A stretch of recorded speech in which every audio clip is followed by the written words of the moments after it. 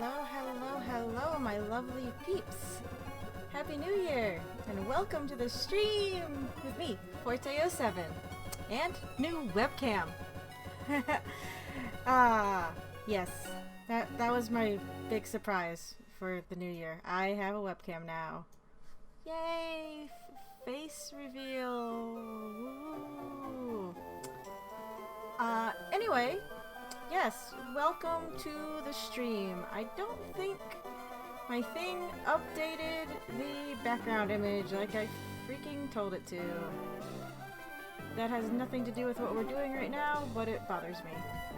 So, give me like 2 seconds. That should be better. Yeah, that's a bit better. It doesn't really matter. Anyway, yeah, welcome to the stream with me and more Pokemon Emerald. I need to turn that down in my headphones. I know I was on the fence about doing a stream tonight, cause I've had a day, and I'm tired, but you know, it's the new year, and I figured why not? So that's why we are here tonight. It's mainly going to be, if I recall correctly, yes, we are grinding. We are back to the grind. Because we are. Hold on. I'm double checking everybody, because it's been a hot minute and I don't remember what we have. Oh boy, this is gonna be a thing. We have mainly come up here to get our Tentacool up. God damn it. It's Valerie right now, behind you. Wasn't there something? No, there wasn't. The power of the Pokemon that sleep here on Mount Pyre. It's telling me about you. You should walk away quickly and never once look back. Farewell. No, you're not my boss. What is up? I know we got Spoinks up here. What bike do I have? The right bike. Good. But yeah, it's a grinding night. I know that's not very fun, but that's what we have to do due to my incompetence a few sessions ago. And yeah, should be fun times. I don't know.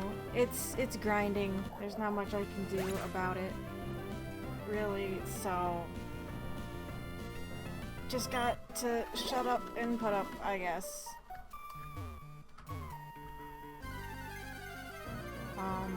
I hope everyone had a good New Year's. Like I said, mine was, you know, turbulent. But I guess that happens. I'm a little worried about if we want to run into a Spoink, because it's a psychic type, and Tentacool being poison, that's going to be a problem, but maybe we'll just get Numels and I'll be happy about it.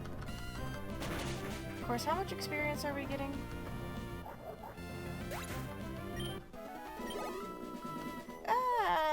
That's okay. That's enough for now. Oh, I forgot about Machops. Acid? I suppose I could always just run away from encounters I don't want to do. It's not that I have to necessarily do them, it's just better if I do. I'm not sure.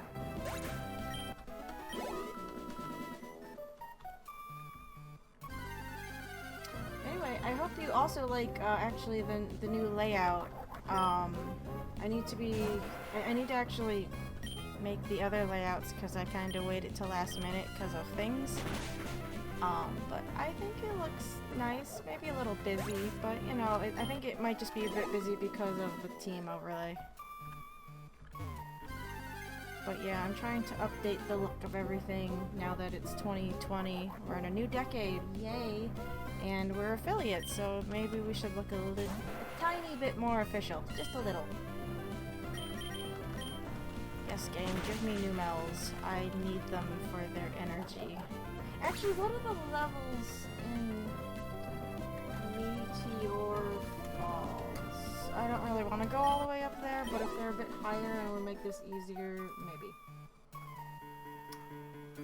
Oh, also, because I no longer have my fun holiday calendar, instead it's a cute hedgehog calendar like I mentioned before, I have fun holidays pulled up on another tab. They're different than the ones that were in the calendar, so that should change it up anyway.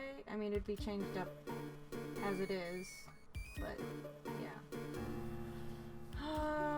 We'd mainly be facing Zubats if we went up there.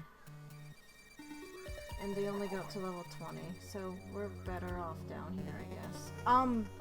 But yeah, speaking of holidays, today is apparently Polar Bear Plunge Day. I don't think I would ever do a polar bear plunge, but I don't like the cold. I'm not going to waste PP on Machops and just risk getting damage. I like one-shotting Numel, so we're just going to one-shot Numel. That is the plan.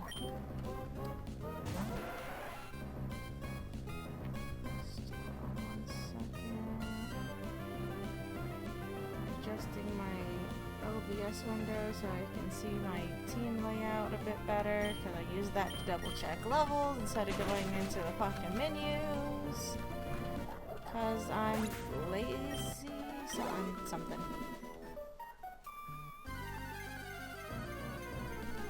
Anywho, just kind of a chill stream tonight, because like I said, I had a stressful day, and well, I figured a little bit of levity or something would help. So I guess it's okay that we're just doing grinding. That's not too stressful in terms of Nuzlocke stuff. Oh, a Spoink. I don't really want to deal with you, Spoink. So we're not going to. I guess level 20s though are about where we are here. They're a bit higher on this route though, aren't they? God damn it. Yeah, level 22.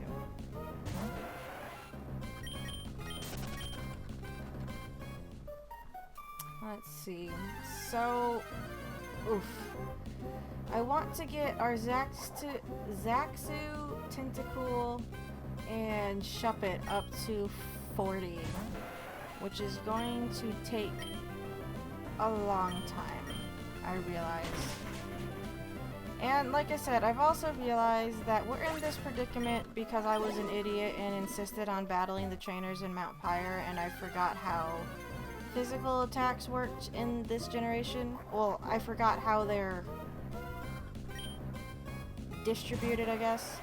I forget that it's types that are specified into special and physical, not just individual moves like they are in the future games. Hello, Bofiab. Yes, new face cam. Yay! Also, I'm sorry, I didn't get the patch working before tonight. I tried to do it earlier, meaning right before the stream, and it was saying the patch wasn't meant for the game. I didn't mess with it too much, because as I keep saying, I've had a stressful New Year's Day, so I don't have a lot of energy right now to really deal with it. So I am sorry. I tried to get it working, but not as hard as I could have. I want today to be over with, to be honest, but I don't know if tomorrow's going to be any better. But either way, Happy New Year to you. I hope your day was at least decent, or your night even, if you did anything last night. I know not everyone does. I was surprised I actually had something to do last night, but it was very last minute, and that's what led me to discovering the problems that I spent most of today trying to, well, not fix, figure out. Yeah, we'll say figure out.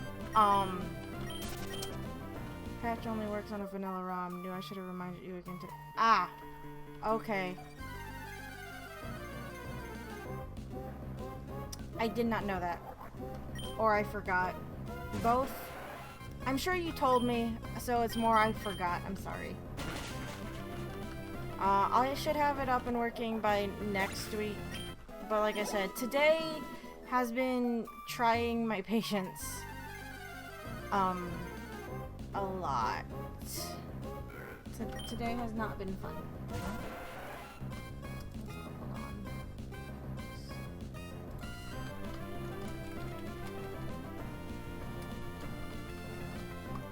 But yeah, I tried my best, but yeah, today. At least it's hump day, I guess, so I can get over it and get to the weekend or something.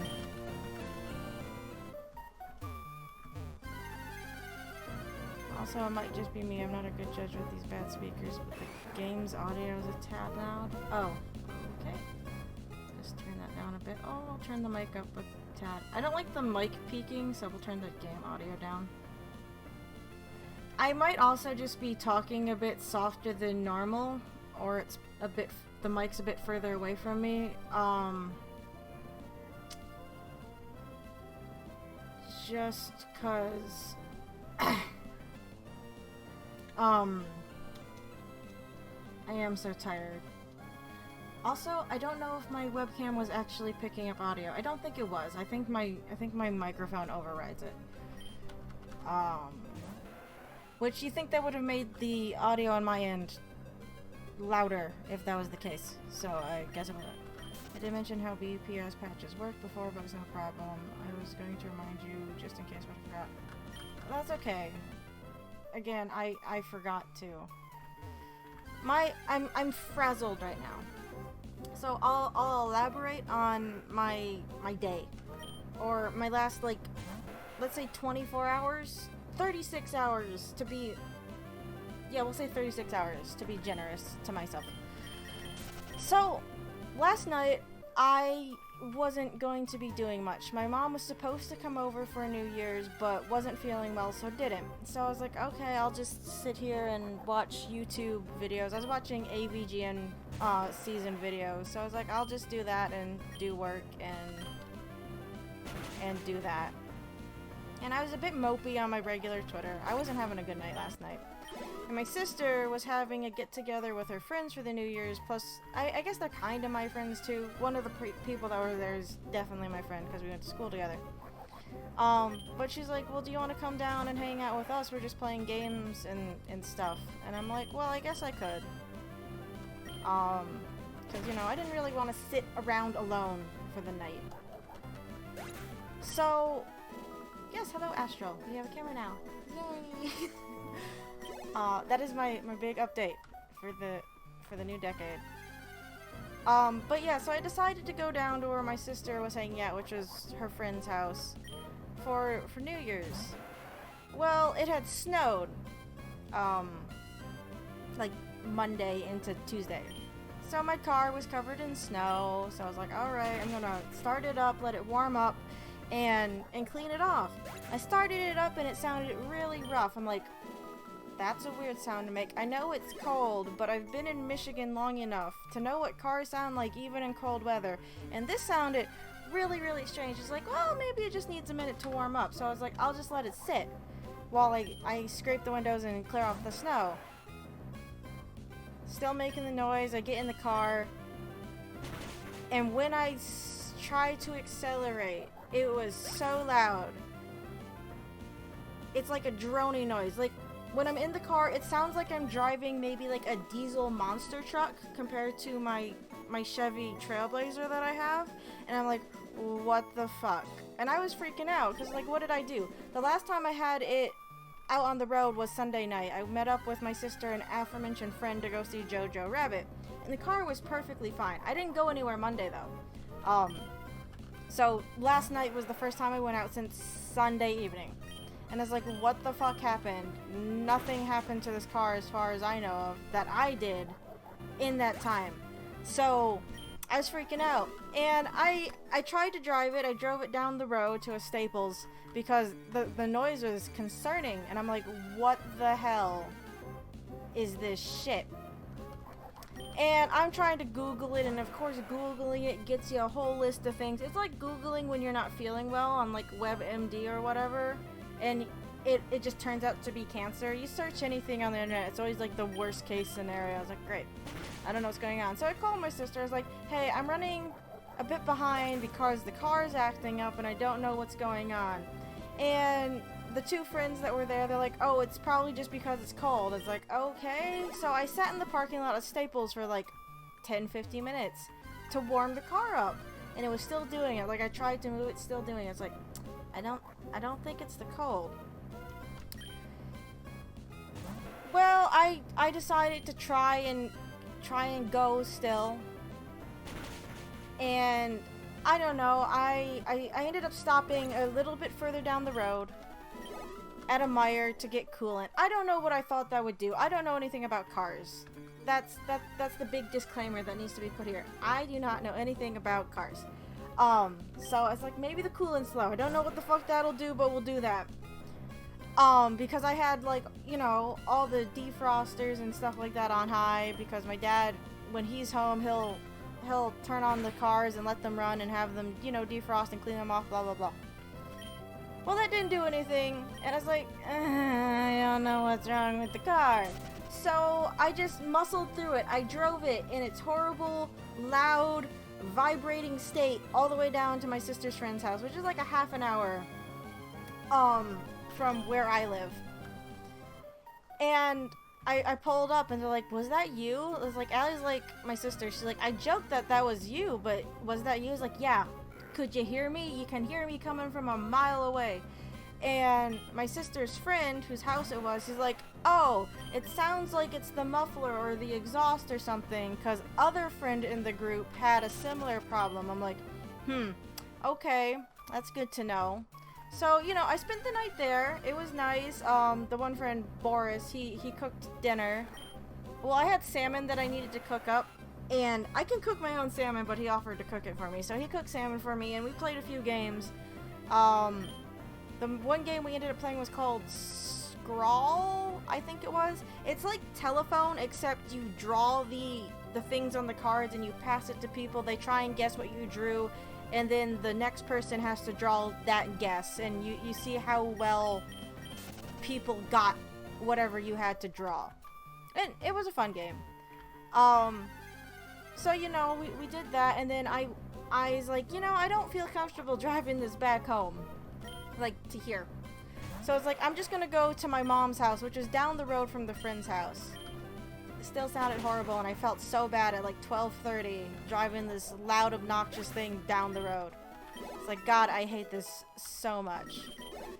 Then I was up, after I got to my mom's house, just doing little work stuff, working on overlays and shit like that, thinking about it. And my sister's like, well, our cousin was texting her like a little after, you know, midnight. She's like, well, you could ask him and see what he thinks. So I tried to text him, but he never answered me back, because she was like, if he says he's gonna be home, you could always drop it off at his house and he could check it out, and then you can pick it up later, and I'll just drive you around tomorrow morning. Because this morning we got up early to go to Dave & Buster's before the other friend left back to Vegas. And I don't normally like Dave & Buster's, but I was like, I'm already down here, I might as well just go. Socialize, blah blah blah. Of course, when I say socialize, that meant everyone off to play the coin games that got them the little trading cards at Dave & Buster's. Because there's certain games that have cards in them, and when you collect like a whole set, you get a bunch of tickets.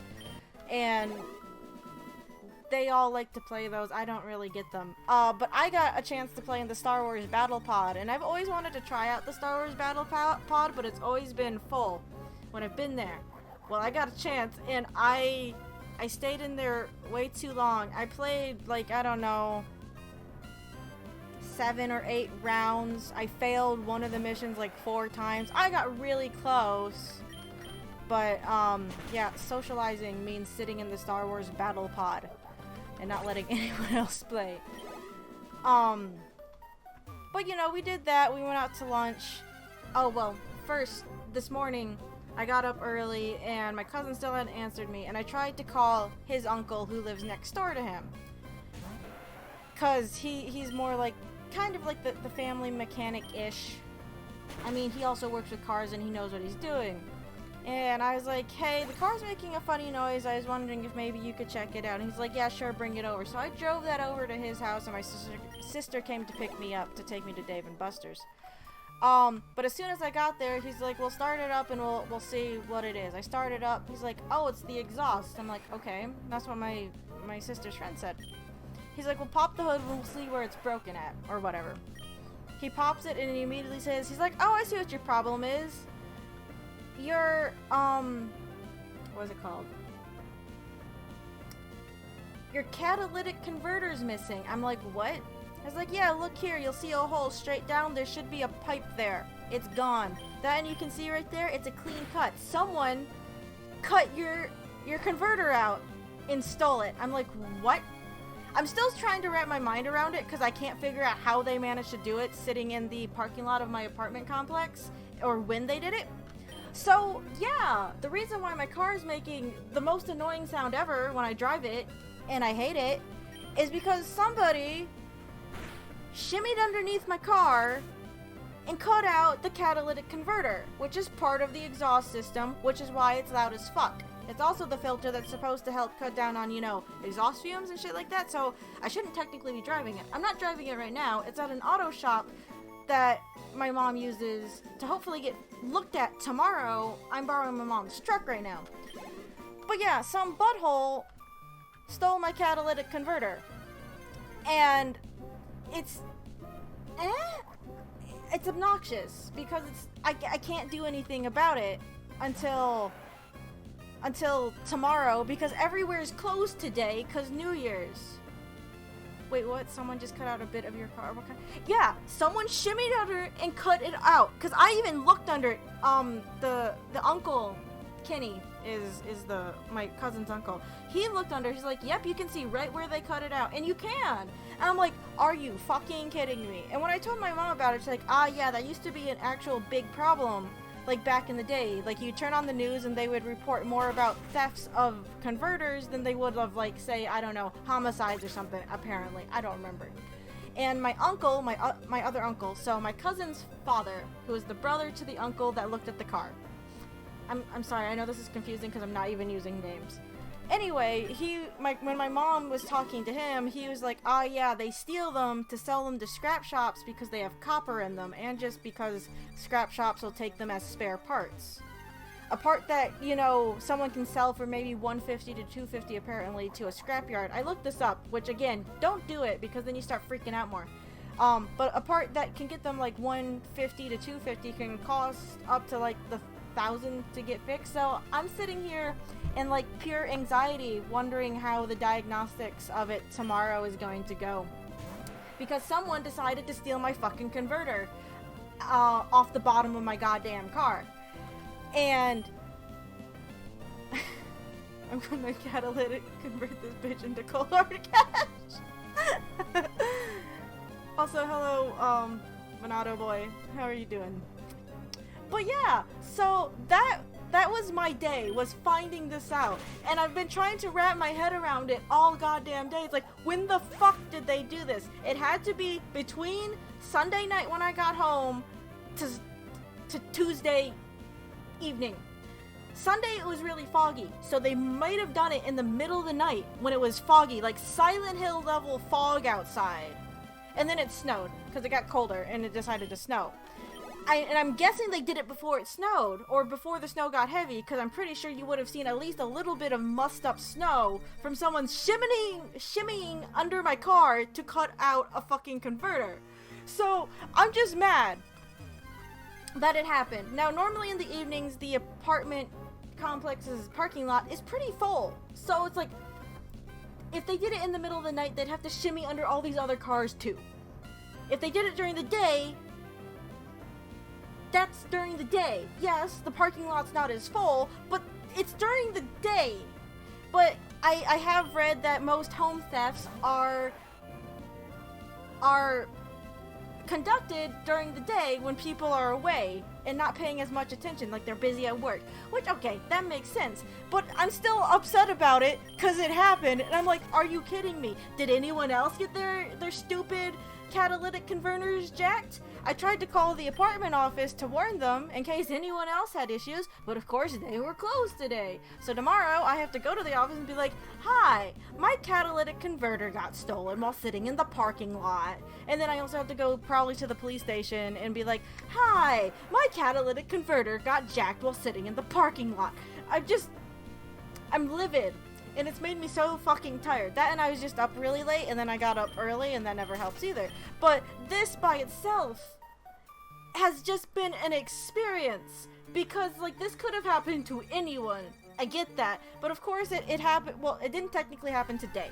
It happened before the New Year. So everyone's like, well, it was before the New Year, so it's not like it's the New Year's fault. It's like, but it's still carrying on into the New Year. And I have to deal with it now.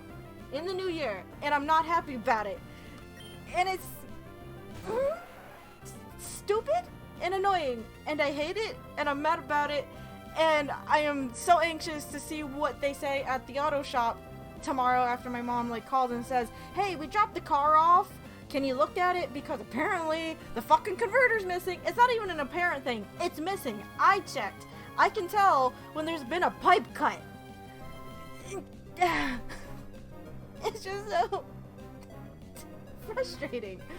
Catalytic converters apparently reduce toxic substances in the exhaust. That's actually pretty cool. Yes, it is. But see, that's also why it's technically illegal to drive without one, because your car is just terrible. Well, that, and I think you're just missing a giant part of your car.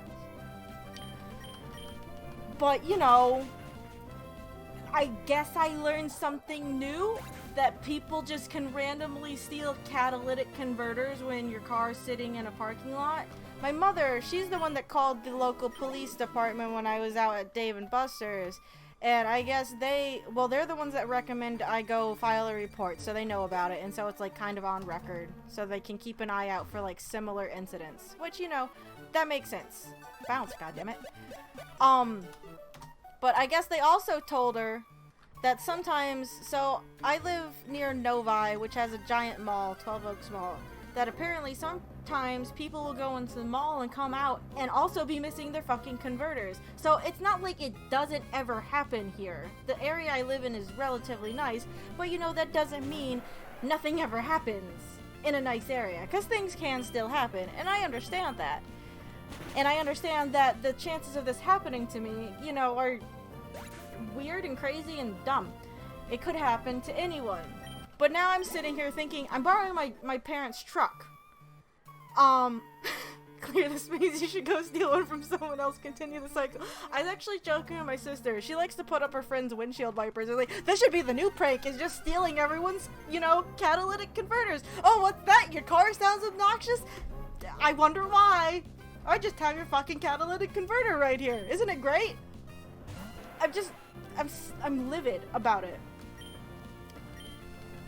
And I'm like worried right now because my mom let me take the truck because I have things I do like later on this week. Like tomorrow night I have karate, and my dad doesn't want me walking down to karate after dark by myself, which is fine, I guess. Well, now my dad's truck, his beloved blue Lion's blue truck, is sitting out in the parking lot. I'm like, oh my fucking god, what happens if I get really unlucky and someone jacks the catalytic converter out of a second car of mine? Like, I know, like, the chances of that are, like, tiny or whatever, but, you know, whenever you have, like, a weird theft or something like this, you get, like, weirdly paranoid and you start, like, looking over your shoulder a lot. And I'm just... I don't get it. I mean, I get it, but I'm also annoyed, and I still... Is there a video of someone stealing a catalytic converter so I can understand how this is done? Because I know I'm overthinking it, but it's just, it's mind-boggling to me. It's mind-boggling to me. Sorry, the back of my hands are getting dry and itchy. Hello, Happy New Year. Ooh, face cam. Hello, Twaz. Yes, face cam. You just missed my giant rant story about why this New Year is not starting out ideally. You should stick a note to the truck's converter that just says, don't! I thought about when I was like getting my stuff out of the truck when I got home. I was like, is there a way I can wire up a wireless camera that, you know, sets off an you know how in like, I know I shouldn't be talking about the Amazing Spider-Man because they weren't great, but you remember how in the Amazing Spider-Man Peter Parker strings up his camera and it's, you know, strung up with a bunch of web that when the lizard walks into the web it sets off the camera? It's like, is there some way I can do that under my dad's truck so I can catch the culprit stealing my catalytic converter? Like really stupid conspiratorial nonsense. I'm like, how can I stop this from happening? And again, I'm just sitting here wondering, he's like, did anyone else get their fucking converter stolen? Why was mine stolen? Like, you know, it's that overthinking, overanalyzing bullshit you get into when you're like paranoid and weirded out by a situation that's new. Right? Like, this is new for me. I mean, I'm pretty sure it'd be new to most people. I'm sure most people don't go out and find that their car had a part just cut off the bottom of it randomly. So yeah, it's been a day. It's been a day. It's been a new year, all right. And I just yeah, it sucks. I mean, and I have to wait and see what the auto shop says. I'm sure my mom will help when it comes to like the stupid fucking bill it's gonna be to fix it, hopefully, and I don't even want to speculate. If you look it up online, you get numbers that are scary and like obnoxious and like, oh. So I'm just going to not look into it right now and just wait. I'm just gonna let it come naturally. That's why I decided to do the stream right now. It's like I just need to go somewhere to rant and to maybe not think about it as much. And yeah, so that's what we're doing right now. I need to get it off my chest. I've been getting it off my chest all day because, like I said, I went to Dave and Buster's and Olga's, and everyone in the friend group that we went with had to hear about how my fucking pipe got jacked, and I'm like, god damn it. I even went up to the one friend who said it was an exhaust issue. I was like, guess what? You were right. It was. Someone jacked my stupid converter. So that's why we couldn't find anything hanging. There was nothing there to hang and make the noise.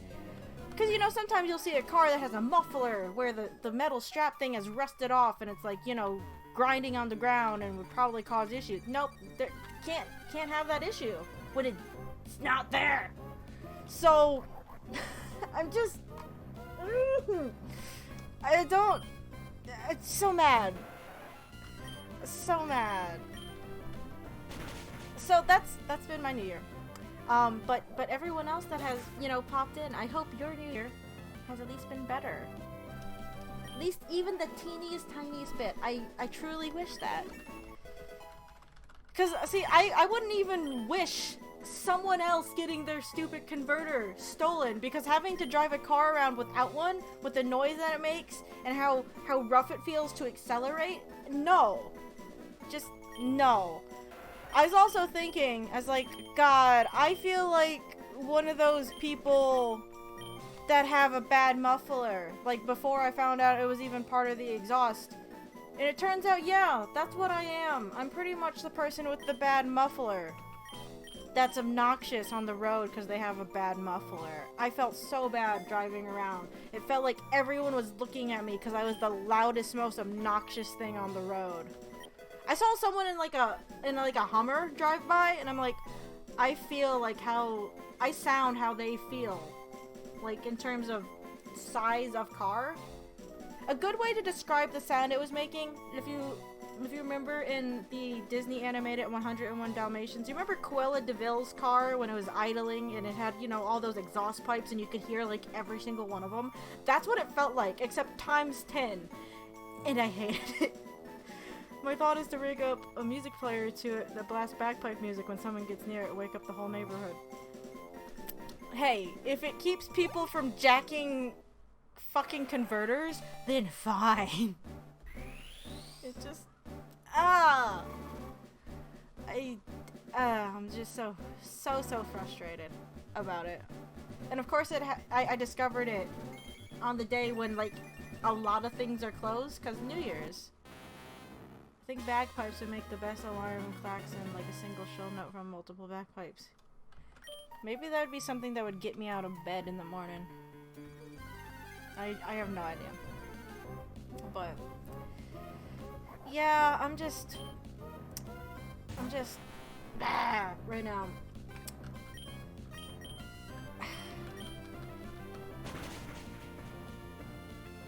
Lesson, kids, don't go around stealing catalytic converters.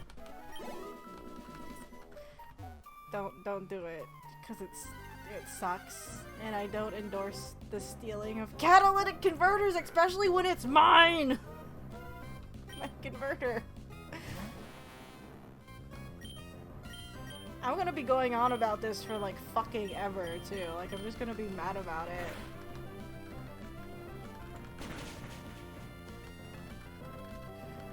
Because I am. Until the next inciting incident, and then I'm gonna get mad at something else, but catalytic converter sounds like a sci-fi term to me, a non-car person.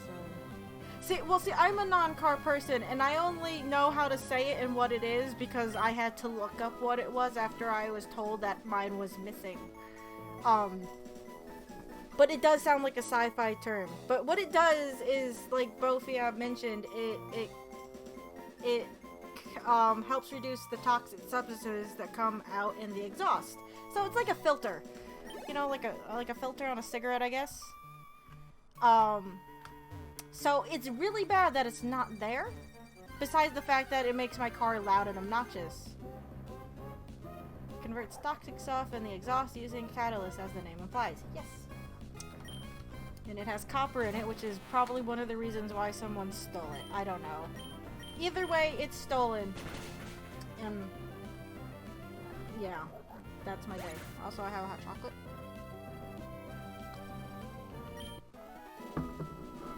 This isn't a...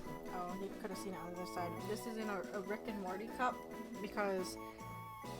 Oh, I got the Scary Terry box that was at GameStop because I wanted the Funko Pop for it because I collect Rick and Morty Funko Pops, which is like one of the worst decisions ever. Because Rick and Morty has to have multiverses. Guess what? That means they can make pops of Rick and Morty as anything and everything, and they're fucking going to. And a third of my collection are Rick and Morty pops, and it's dumb. Another third of it is Five Nights at Freddy's pops, because they also just like to make variants, and they will make pops of every single goddamn one. The day for me opened up with a confirmation that I'm sick. I rarely am, so that's a way to start a new year. Oh, I'm sorry. God, I hate getting sick. I mean, I'm sure most people do. I can't think of many people who are like, yay, I'm sick! Woohoo! Stuffy nose and itchy throat! Ooh wee! Like, I know saying I hate getting sick is dumb to say, but I'm sorry to hear that. 2020 just doesn't seem to be shaping up well for some of us. I mean, that's how it goes. But still, it's like, god damn it. It's just obnoxious. Whenever I start to even get a tickle in the back of my throat, because whenever I get sick, I get like the slight tickle in the back of my throat. As soon as I feel it, I start popping cold medicine, which probably isn't the safest thing to do, but it usually works in nipping it in the bud, so I'm not gonna complain too much. I should ask my one friend, the one that went back to Vegas, because he's a pharmacist, and be like, hey, so is this okay? I don't know.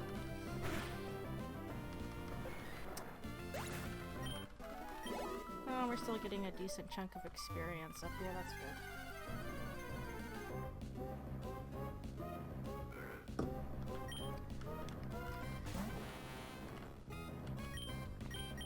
I don't know, I guess if anything, hopefully that means it'll just get a little bit better. Uh-oh. God damn it. I need to replace this fucking cable.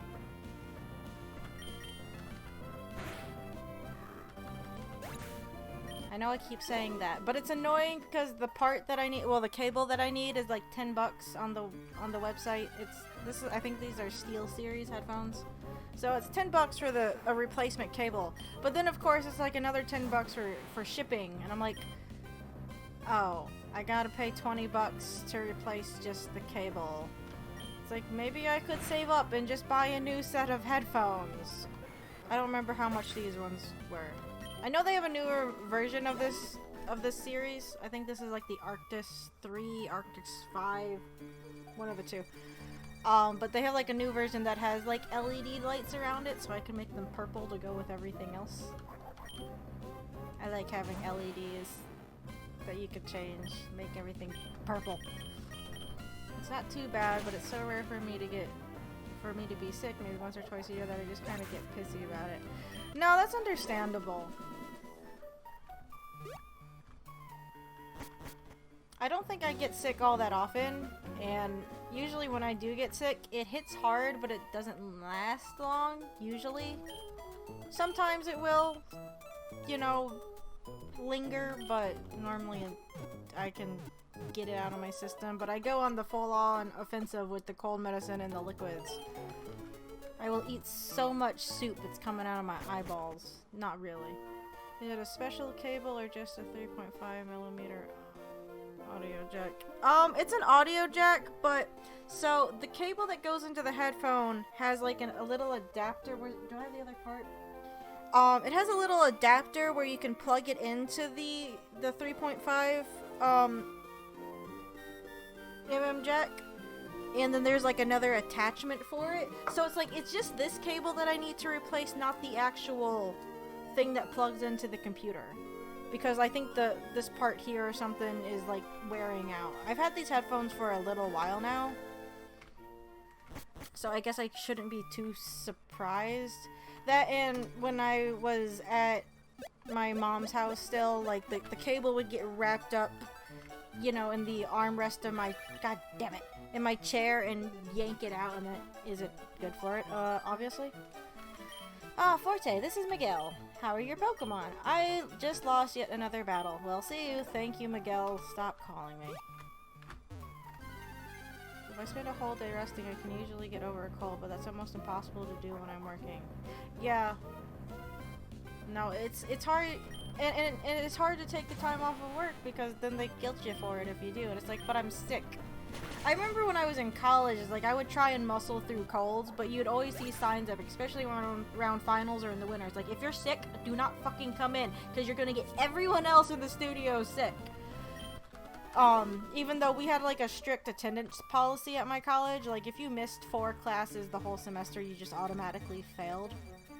But most teachers, they were pretty lenient about it, especially if you were sick. Like, if you ever had a good reason, then they'd be, like, fine with it.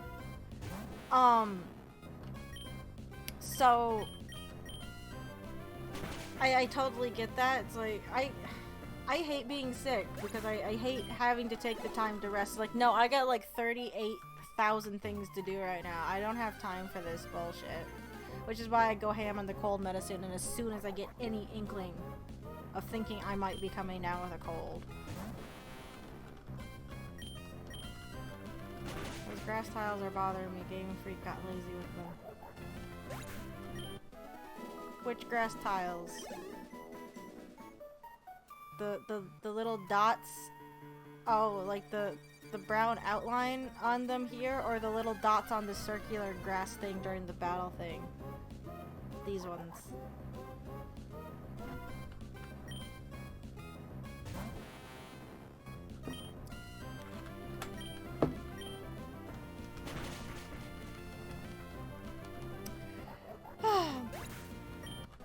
Anyway, I hope you get better. I'm going to say the cliche thing, rest in lots of liquids. I want to watch what I have on YouTube. I've already rewatched through this once in the last couple weeks, but I have Dragon Ball Z abridged on in the background again. It's on really low, so it's probably not coming through the mic, but it's Dragon Ball Z abridged, and it makes me laugh. The overworld grass tiles, not the battle ones. They just reuse the tiles for normal rock, not the red tinted stuff. Lazy. Oh, okay, I see. Yeah, you can see like the edges of the, like the corners are slightly different in color compared to everything else.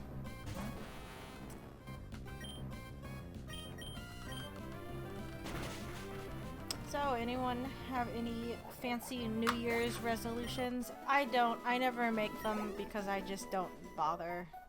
That, and I'm one of those people that even if I did, I wouldn't follow through with them very well because I'm not good at that, unfortunately.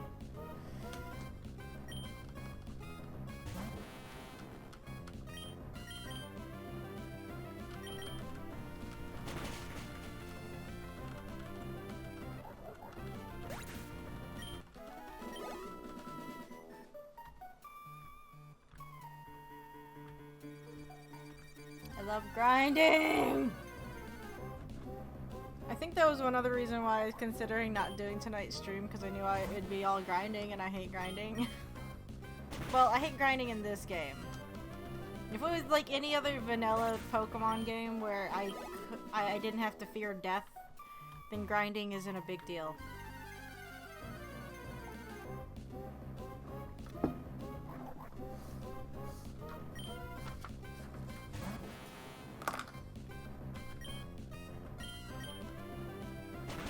Fear death. Yeah, because in a Nuzlocke I have to fear death. I can't die or else... Yeah. If I'm playing vanilla Pokemon can faint left and right, it doesn't matter. It literally wouldn't be hard to fix it. The grass background is actually a second layer. That is pretty lazy then. But they didn't even bother. They probably figured, though, people weren't in this area long enough to probably notice. I know when I was little, I didn't spend much time on this route. And we're only up here because I didn't want to run all the way down to Fiery Path, because getting back up here to use a Pokemon Center would be a pain in the ass. You grind the Magma Hideout instead, higher levels probably. I could, but see, I figured I could grind in Mount Pyre too, because higher levels probably. And bad things happen because I forgot how dark type moves worked in this game. So I'm kind of being a whiny little bitch about it and not wanting to do something that would probably be a bit more lucrative and quicker. Because I don't want to risk losing something again. Magma Hideout. So if you're wondering, my main computer's over here. The main monitor for it is here. This is the secondary monitor that gets switched between the two computers, and then my other computer is here. That's probably gonna change once I get a different desk eventually. But if you're wondering why I keep like swiveling back and forth. Yay for not taking risks! I got too comfortable when we had, you know, Blipper, okay? Isn't that his name? Bibble? No. I'm thinking of Pipple. When we had Pelipper, okay? And bad things happen. And bad things happen. See, the thing is I'm not familiar with the Magma Hideout for some reason. Well, mainly because... Is it only an Emerald? Well, no, Magma Hideout would be in Ruby. Did I not get to that point? Wait, what? Yeah, I've done the Team Aqua Hideout, because Sapphire was the first game that I played in this generation. Where's the map for the thing? There it is. Wait, that's the Ruby one. I'm sorry, wait, what am I looking for? I'm not sure what to search on Bulbapedia. As usual, the offer still stands for adding the PSS split. I already have a decap patch with it that I made a couple weeks ago. Remind me what the PSS split was again? Again, my memory's fuzzy, both because I'm tired and I'm livid about my fucking catalytic converter. I would never know the term catalytic converter otherwise. Again, I guess I learned something, but I don't know if this is the way I want it to learn it. Just fucking infuriating. I just got something fixed on this car like a few months ago too, and it's like, yay, everything's fixed, and then someone has to go and jack my fucking converter. Like a butthole. The Jagged Pass Magma Hideout is the one I want, isn't it?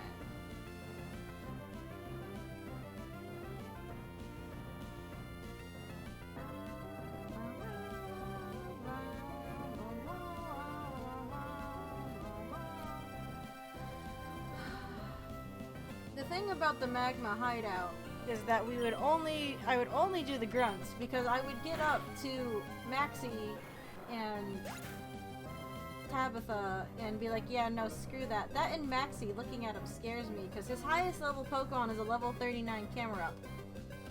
We can't handle that right now. We cannot handle that right now. Everyone has to be up to like at least level 40. Technically we should be higher for me to safely deal with that. And maybe we should go get Fipple back, because he is a Crobat. We could at least zap it.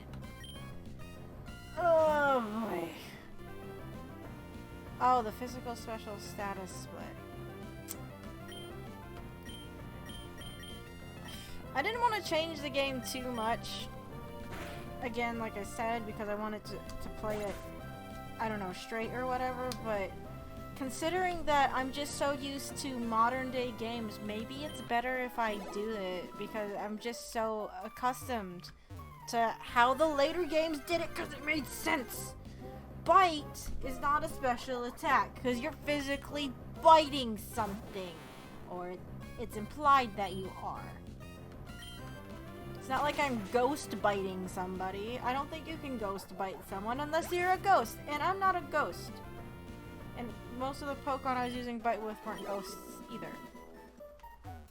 I mean, ghosts could learn bite, but you get what I'm saying.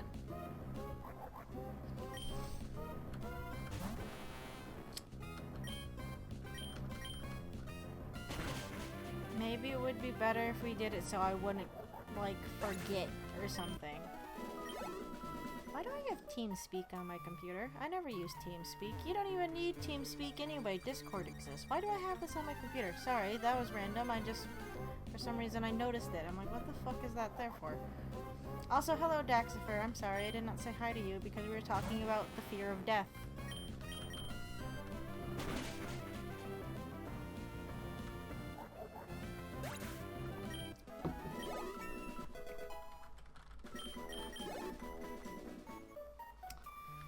I mean, at least we got up to level 32. We were at, what, level 27 when we started?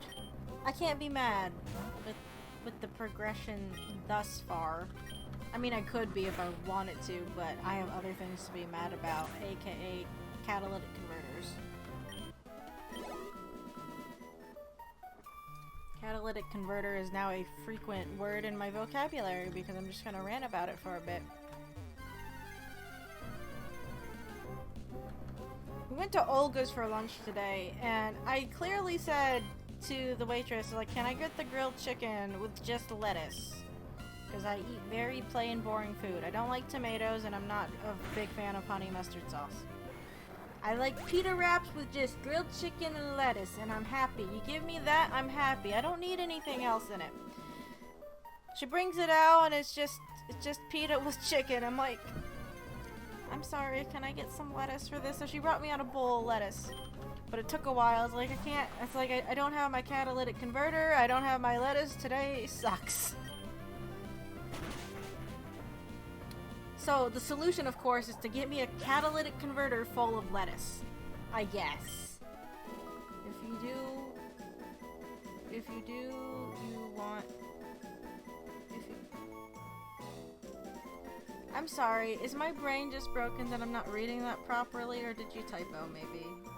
I'll put the blame on myself, because again, I am so frazzled right now because of my stupid catalytic converter, it's not even fucking funny.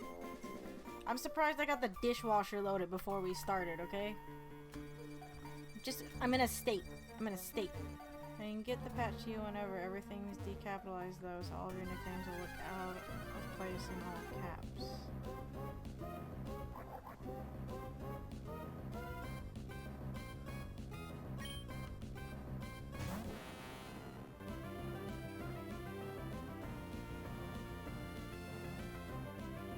Wait, I'm confused. Don't they already look out of place being in all caps, though?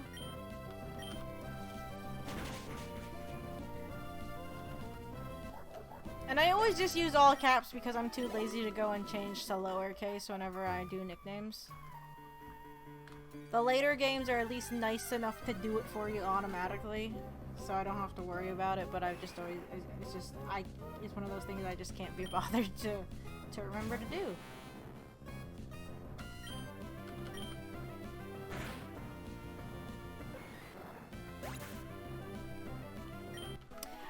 I'll think on it. If anything, I'm not in the right mindset to make decisions. Just to full stop. That's just where I'm going to leave it.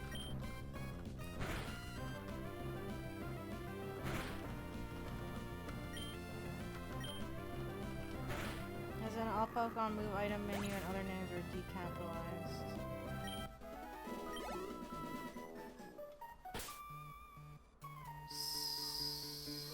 So, like, when it says Pokemon here, everything except the P would be lowercase. So what is Ubaity named for? Because it was a word I didn't know and I don't remember what it means.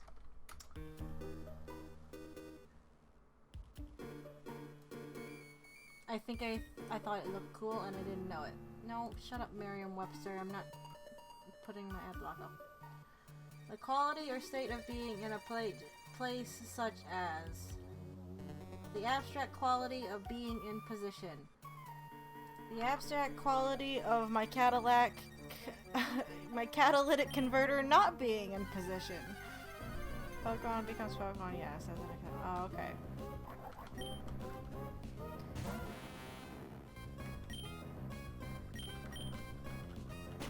I don't think I would mind probably that much with the inconsistency between the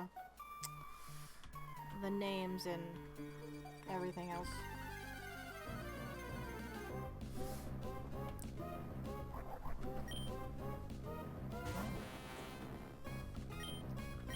Remember when Twitch plays Pokemon was a thing? I mean, I guess it still is a thing, but remember when it was a thing? I only bring this up because I watched a video on it the other day, and I remember watching it occasionally back when it was a thing, but it's like, that just felt like so long ago. I guess I also loop back to it because we were talking about nicknames, and I was thinking about some of the dumb nicknames that they came up with in Twitch Plays Pokemon, and they make me laugh.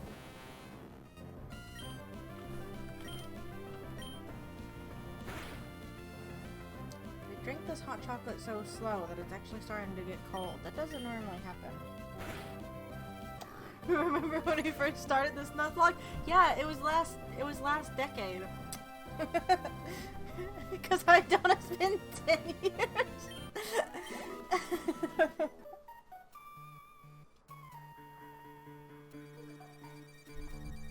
Hey, you got me. We would have been a bit further along had I not been dumb and forgot bite and all that shit. I'll take responsibility for that. But it's also Game Freak's fault for making that a thing in the first place, so I'm just gonna blame them anyway. This Nuzlocke started? It hasn't just always been going? Yeah, no, we've just always been here. There is no spoon.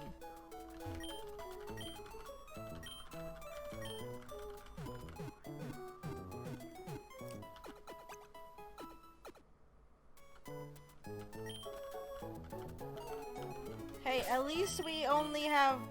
How many at least we only have 2 badges left now!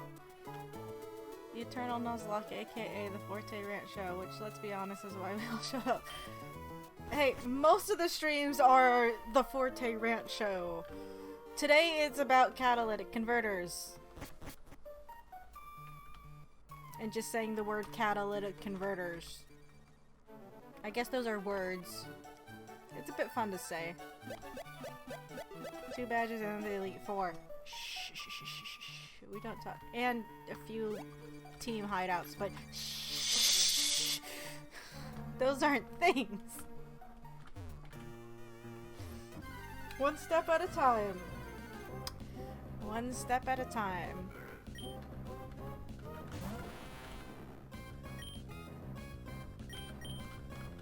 I'd probably, you know, have an easier time stealing someone else's catalytic converter than beating this. It'd be a lot faster, too. Oh, I'm confused. Oh, that's fine. I was gonna say balls. I was hoping Kitty would come over here. She was bothering me earlier, but that was before the stream because she wanted food. And I did feed her before the stream.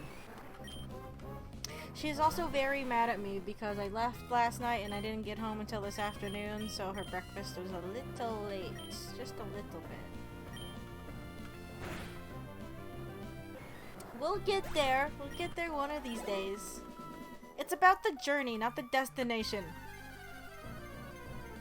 And the journey is just talking about random crap.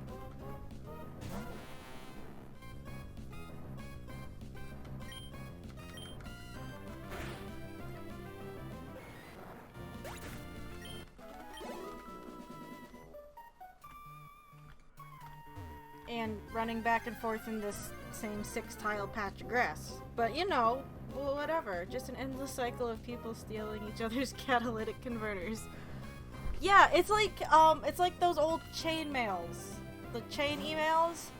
Like if you don't steal someone else's catalytic converter, then yours will be stolen or something. I don't know, make something up.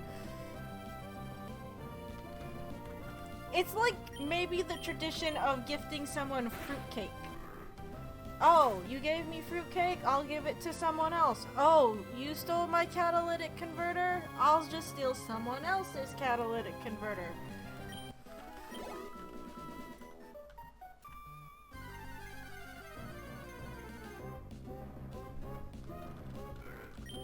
I just want to know how they did it. I want to know what tools they used. I want to know how they got under the car and cut the damn thing out. I just want to know. Well, that and I would like it back, or, you know, not taken out in the first place, in the way it was taken out. That would be ideal. But if anything, I want to know how they did it. I'm gonna go get some winter camouflage, hide out under one of the pine trees out near the parking lot, put my car or watch someone's car and just stake them out and watch how they do it. Because I'm assuming they just come back every day to steal someone else's catalytic converter. And that's not how it works. I can dream? We'll say imagine. I don't know if it's really a dream. Just want to know how they did it. Do they have like a little portable like blowtorch or something? How do they cut it? I want to know. Not that I'm gonna use that knowledge or anything. It's just I want to know to know. Stole my fucking catalytic converter. I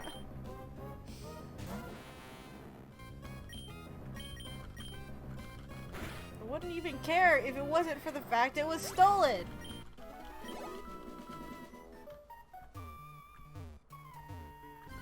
Stupid. Stupid. Stupid. It's just infuriating.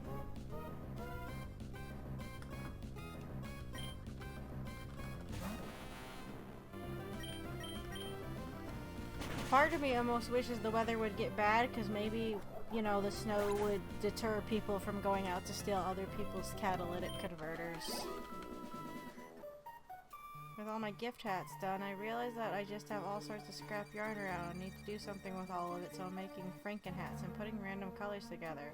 Oh, that sounds like fun, though. Haven't experimented with multiple colors too much. That's good practice. That's a good way to do it.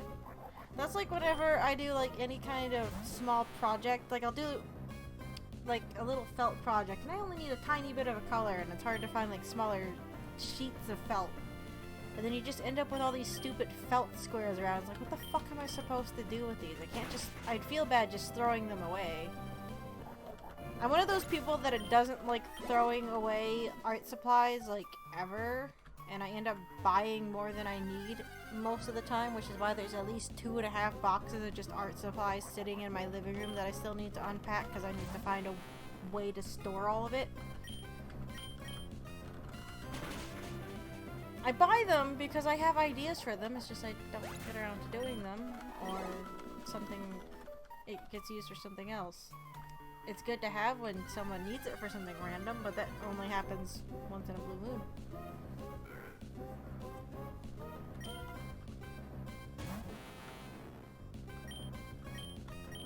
I get like that with sewing projects too. It's like I'll just end up with all like this scrap fabric. I'm like, what should I do with this? And like it's too big to throw away, but it's too little to do anything like super substantial with. So that gets to be annoying.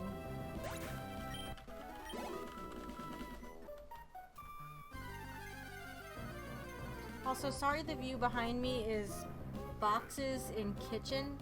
My dining room, because I don't plan on entertaining people at a normal table like a normal person, because I don't.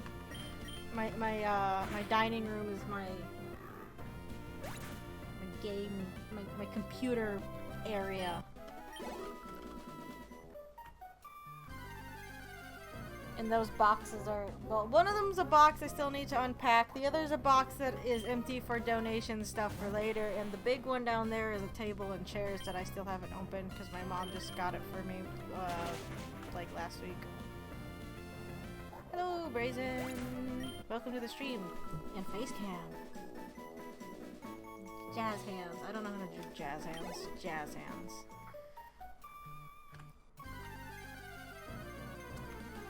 Oh, we're getting there. Oh my god, it's gonna take forever. We still have 2 other Pokemon to raise. Oh, fuck!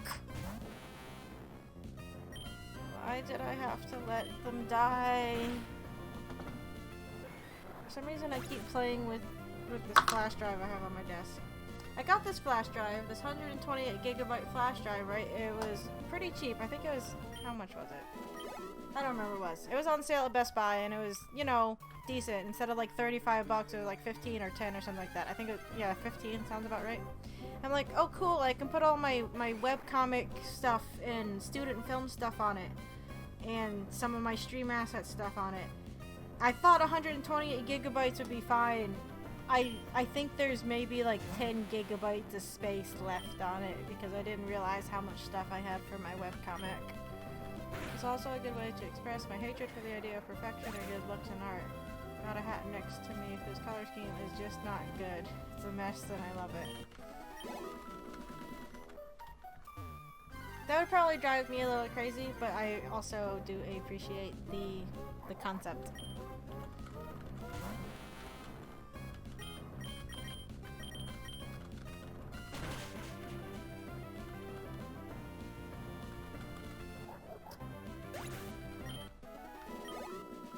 We're still getting a fair chunk of experience on this route, surprisingly.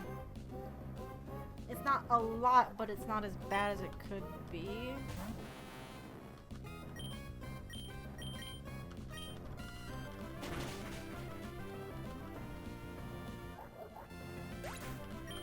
What colors are in the hat?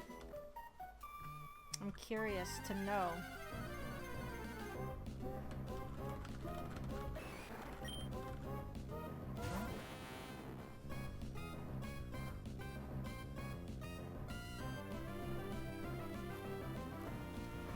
Oh, pardon me. Fuck of it. I was up until like 5:30, working on work stuff and putting together the layout that you see here. But like I said, I waited till last minute to do it. And then I had to get up at 8:30, 9 o'clock to go to Dave & Buster's by 10:30. So I'm kind of running on like 4 hours of sleep right now. That's one reason, that's the other reason I was considering like just canceling tonight's streams. Like, I should go to bed, but it's like, I know I wasn't gonna do that. I have work I gotta do, so I would have done that.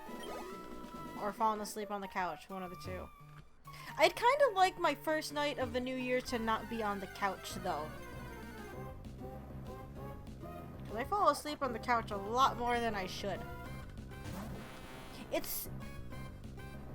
Hey, thank you. Not your sister, Allie. I got it working.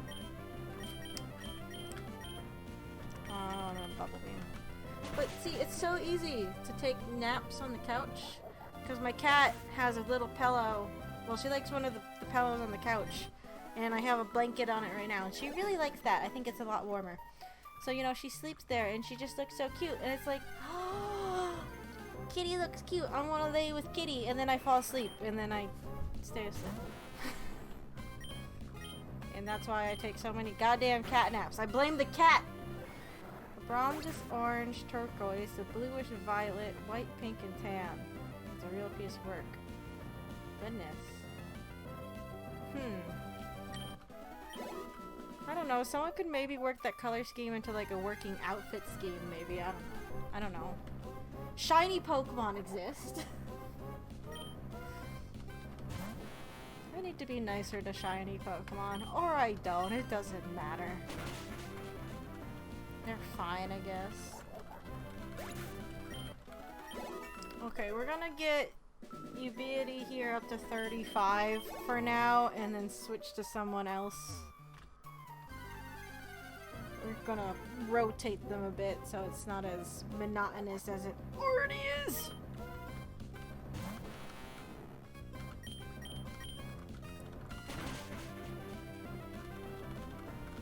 Of course, getting to 35 still might take a while. Let's see. Yeah.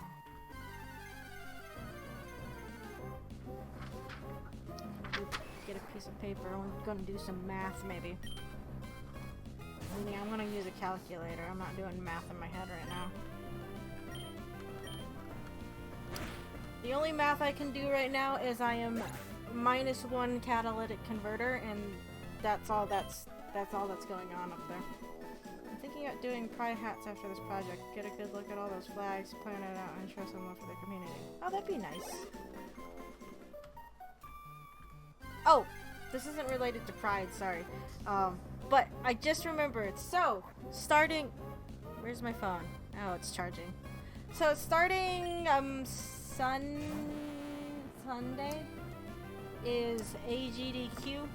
I'm not going to be going, of course. I'm going to be here. So, my stream is set up to host the Games Done Quick channel anyway. But that's... I'm gonna be watching that a lot. I'll still stream during it, but yeah, if you like video games and you like charity, you go watch AGDQ. As you can see, I have an awesome Games Done Quick shirt on right now, because I like t-shirts. So it should be fun. I know not all of you are into speedrunning, but it's for charity.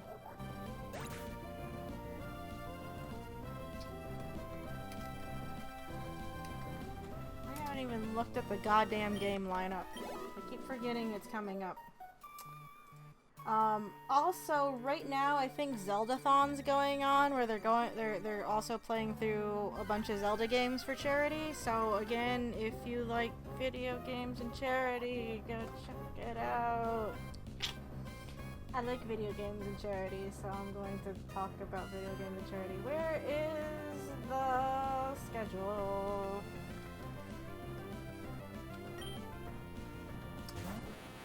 Yep.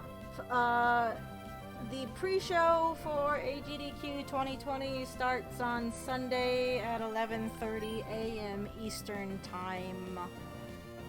Should be Eastern Time. They used to be in Virginia, but this year they've moved down to Orlando, which makes me a little sad because it was in Virginia. I could drive out there. Well, not right now because my car's missing a catalytic converter. But yeah, I don't know. I guess warm weather is nice. The first game they're playing is A Hat in Time.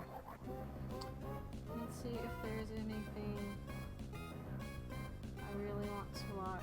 I'm more worried about if there's going to be something I want to watch during a stream. Oh, have you thought about compressing your art or removing metadata that's not needed? That'll free up space in your flash drive. I have a weird thing for space efficiency with that sort of stuff.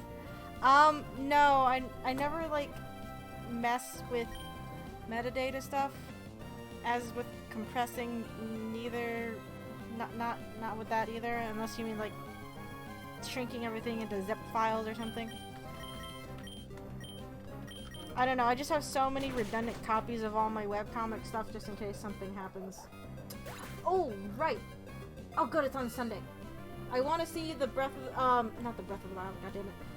They have a Legend of Zelda Skyward Sword run on Sunday that I really want to see, because compared to the run that they had for it like a few years ago, they've made some like major changes to the routing, and I just want to see what the difference is. But I think I have to watch the original to, well, probably help if I watch a earlier one, see what the differences are.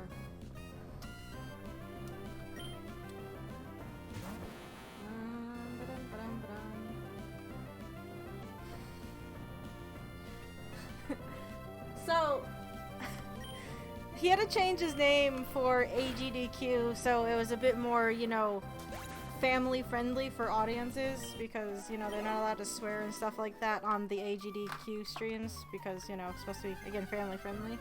But they have a Fallout anthology run being done. His name for the event is Tomato Angus, but I know I actually saw like a tweet or an article about this and I watch his videos on YouTube, but his actual screen name is Tomato Anus. But they had him change it for the event. Oh, and someone's gonna be playing the Outer Worlds. Ooh, Tron Evolution. I liked Tron Evolution when it came out, but I really liked Tron Legacy, so I got into it, like, really hard. Like Tron Evolution. But I know there was, like, an issue with, I think, Steam copies of the game not being able to be downloaded because of, like, licensing or something like that. I played it on the PS3, so I don't think I have that problem. Hey, they're gonna be doing a Pokemon Sapphire run in 2 hours and 10 minutes on Tuesday. That should be fun. Oh, the Fallout Anthology is on a Monday. No. Wait, what time? Oh, it's at 5. Okay, cool. The Outer World's at 7:30, though. Damn it. There's VODs. I can watch the VODs. There are better compression schemes than what Zip offers. You can save a lot of space with the trade-off of decompression time, depending on the speed. I will take your word for it. I'm not too familiar with it.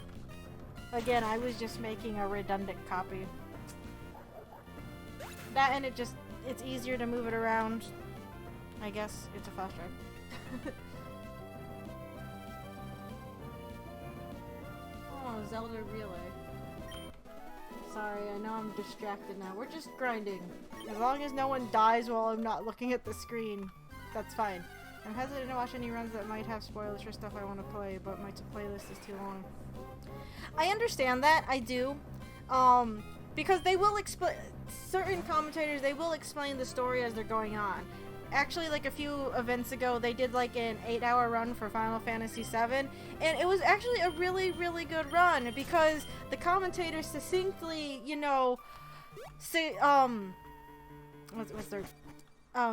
explain the story that would, you know, that's a little bit convoluted when you play through it, especially when you're younger and you're like, what the fuck is going on with this? That was kind of nice. But it's like, I get that. But there are some games, like, they skip over so much stuff that you don't see a lot of the story, and most of the time they skip over cutscenes, so unless they're fully explaining it, you don't get, like, a lot of spoilers. But I totally get that. Like, the Outer Worlds, I want to play that someday. Yeah, but I know the Outer Worlds run, they skip over a lot of stuff, because the run itself is only 20 minutes. So it's like, all the extra stuff you're not going to see in the run anyway. Zitretsu brought it up that, about the Outer Worlds speedrun. There was like a 12-minute run that was on YouTube, and two of the developers for the game, I've talked about this before, two of the developers for the game, they sat down and watched it, and, you know, they were a little bummed that they weren't playing through the game all the way as they intended, but they were also just really amazed and amused on how they bypass certain triggers or whatever. And I think that's one of the fun things about speedrunning is you'll have developers that like fully embrace it, and again they'll put in like techniques or, you know, tricks into the game with speedrunners in mind, and it also just kind of shows like in a way how games can kind of be broken, and it's not like it's supposed to be like an insult to those game creators, I don't think. But I don't know, I find it interesting. But I get that. I don't know, but I get it, but at the same time it's like the games I want to play, I already want to play them anyway, so like even if I get it spoiled, I think I'm okay. I don't know. I've also just gotten to the point in my life where I can live with spoilers. Again, I think going into Rise of Skywalker just made it that much more bearable for me. In the end.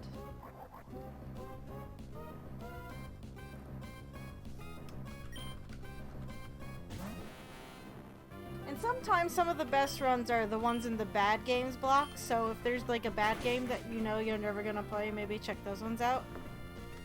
Just so you can see bad games. Because they're bad games and it's silly. I like silly stuff. Ooh, Fatal Frame on Thursday at 9 in the fucking morning. What? Oh, I want to see a Fatal Frame run. I love the Fatal Frame series and I started playing them on my own, but on Fatal Frame 1, I got stuck on it. I have like a slither of health, no healing items, and as soon as I leave the room, the safe room, a ghost will attack me and kill me. And I more or less have to start over, and that's one reason I stopped playing it. It's like, I don't want to start over. I got this far by myself, and I'm a scaredy cat. And I'm just so mad that I like fucked up so badly with my health item management that I got stuck in a room. I came across a point of view on spoilers a while ago that I found myself agreeing with. If a spoil ruins the experience of a twist, it was a bad twist. Spoilers can also make you more excited for the experience in some cases. See, that's what happened with me with the Rise of Skywalker.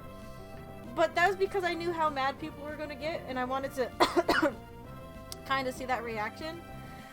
And crap, I can't talk about it. I don't want to spoil Rise of Skywalker if you guys haven't seen it.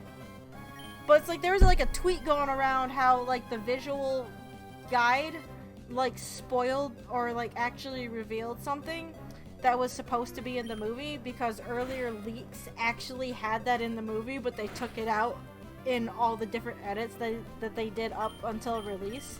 So it's like when I saw everyone was freaking out about it, it's like, I already knew this though, because it was in the leaks that got purged.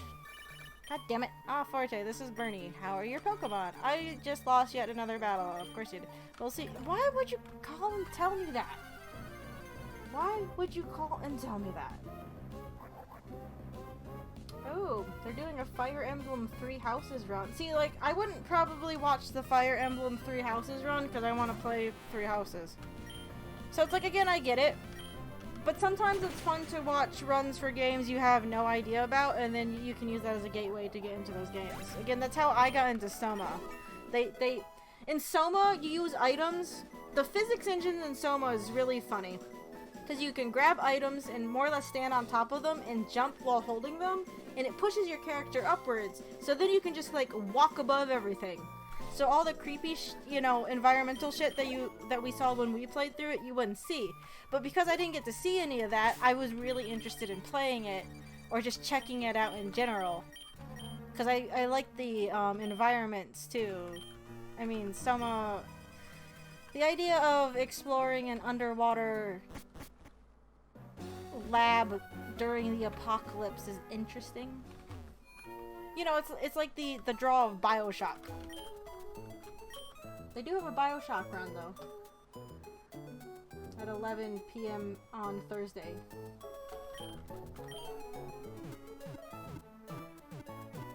Of course, I also just like watching runs that have, like, lots of skips and glitches. Because I like glitches and skips, because they're cool. I don't know. I think they're cool. I guess I also...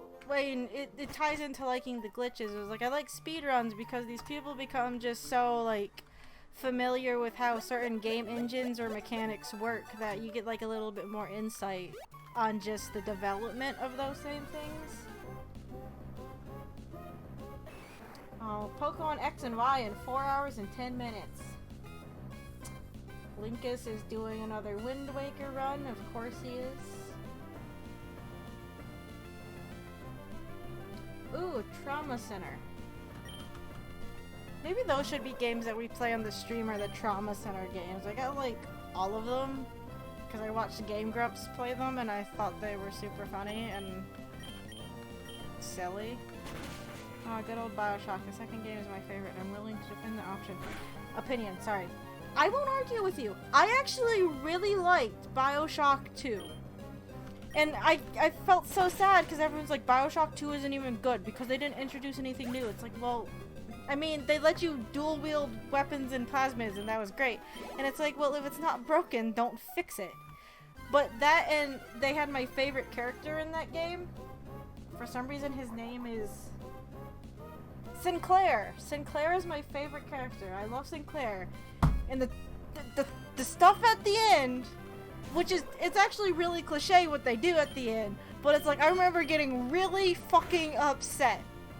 I played Bioshock 2 right before I played Bioshock Infinite, like right before, like after I finished Bioshock 2, I jumped into Bioshock Infinite, and because they changed up like the weapon scheme, because you could only carry 2 weapons in like Bioshock Infinite, I'm like, I hate this, where's my weapon wheel, bring it back! That and not being able to carry medkits and shit like this, I'm like, who made this decision? I hate this decision. Fucking Elizabeth never throws me what I fucking want! God damn it. But no, I actually really liked Bioshock 2. It's probably Bioshock 2 mainly because of Sinclair, but it probably goes like 2, 1 Infinite for me when it comes to Bioshock games. It's like, yeah, Bioshock Infinite's fine and all, but I almost feel like it was like overhyped. I never actually finished Bioshock 1 while silly having finished 2 and Infinite. No, not I haven't actually done Burial at Sea yet. I had a friend who didn't like it because she thought the stealth segments in it were hard, and I just well, that and I was playing Bioshock on the PS3, so I don't think I bought the DLC. Well, I didn't feel like buying the DLC for it, so I just never played it. I remember in Bioshock 1, I did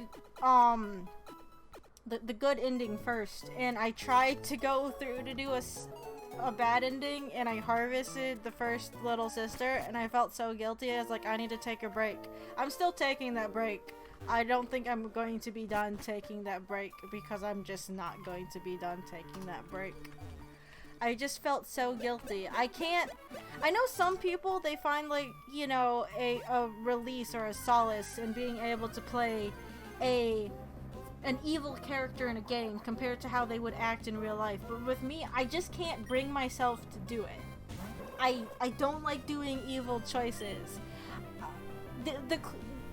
Maybe the only time I've really done like any kind of evil choice is when I played Shadow the Hedgehog, because I wanted to get all the different endings, and you had to do the evil route, which isn't even being evil necessarily. You're just siding with the stupid aliens.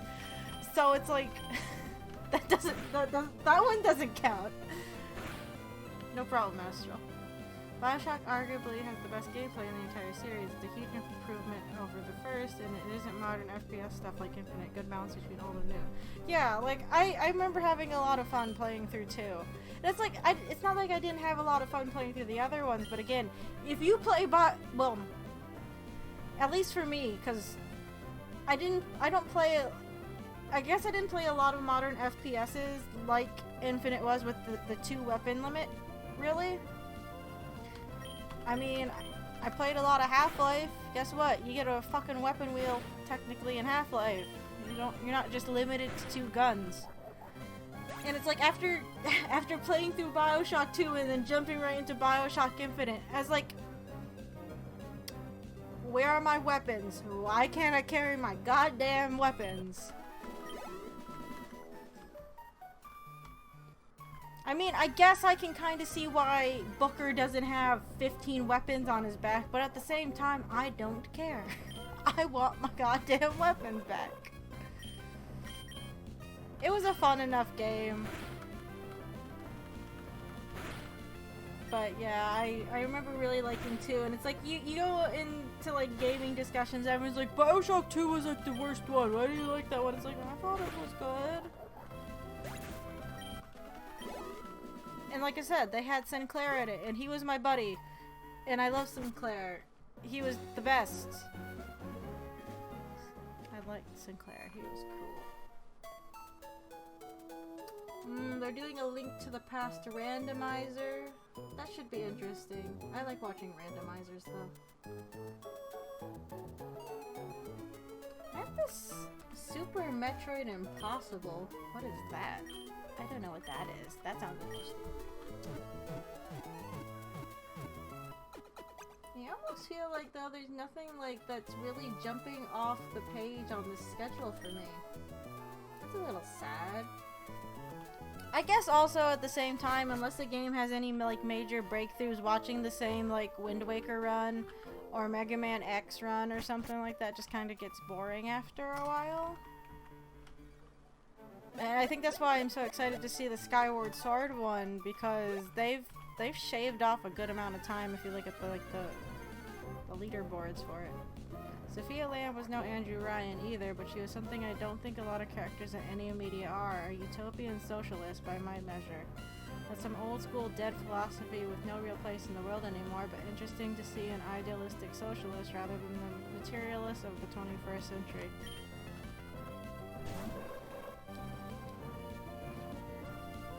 Now when you say no place in the real world anymore, do you mean in terms of like the timeline of BioShock, or do you mean now? Because I mean, if you're talking just in like the terms of the timeline of BioShock, it's like of course someone like that could flourish down in Rapture where everything's disconnected from the rest of reality.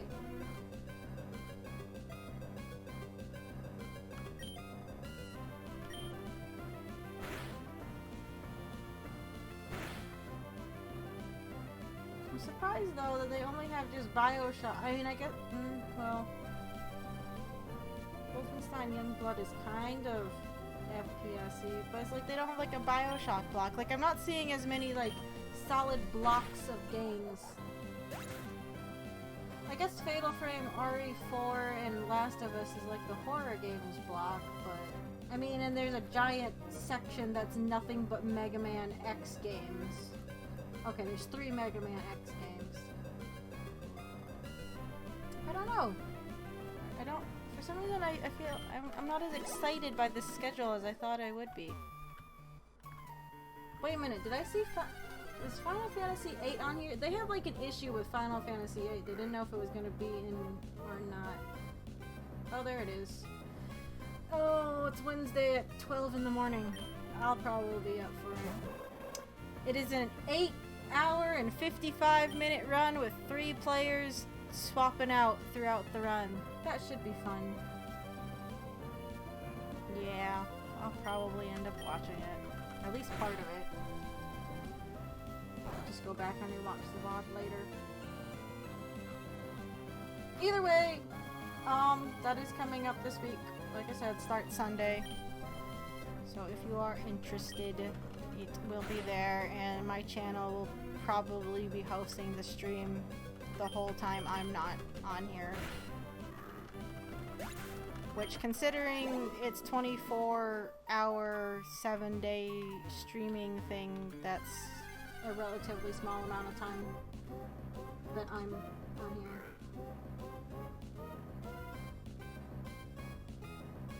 Games added from November submission period. Okay, apparently there's been other games added. Well, I saw the Outer Worlds one. Oh, they're gonna have an Untitled Goose Game all main tasks run. That might be interesting. Of course, I want to play Untitled Goose Game because it's cute. Utopian socialism died out over a century ago as the first major form of socialism and led to the scientific socialist theory that succeeded it. That's where Karl Marx comes in. Given as a utopia is an impossibility. Okay. I'm not too big on different social philosophies or whatever. I like to draw things and play games, okay? I'm reading about conspiracy theories and thinking they're silly.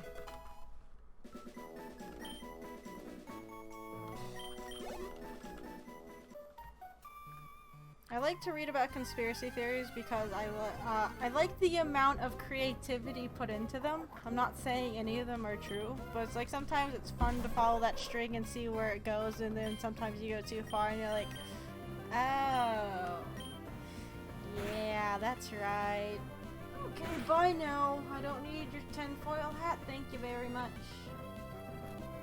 If if you guys want to look at the Games Done Quick schedule, it's on gamesdonequick.com/schedule if you want to see what they're playing for yourself.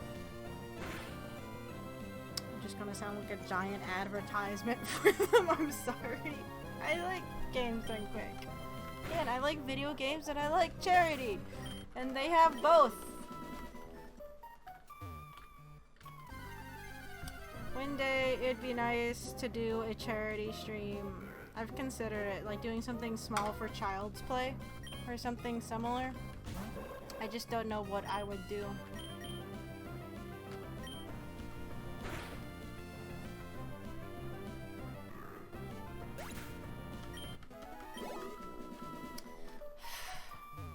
See, is there a better place to train the other two Pokemon that we have to train than this area?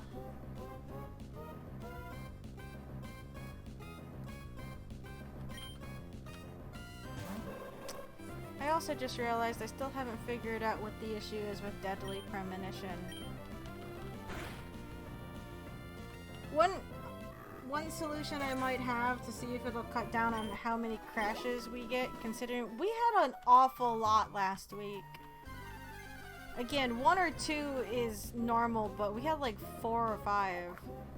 But I might be able to start the game up outside of the launcher. I normally use the launcher to start it, but I should be able to just open it from the files and see if that helps, because if I search for it, that does come up quite a lot in searches when it comes to crashes, because the particular issue we're having doesn't really have any fix for it except praying to the right gods, I guess, and sacrificing a newborn on the first full moon of the solstice or something. I don't know, I'm just making up shit, but that's how it feels sometimes.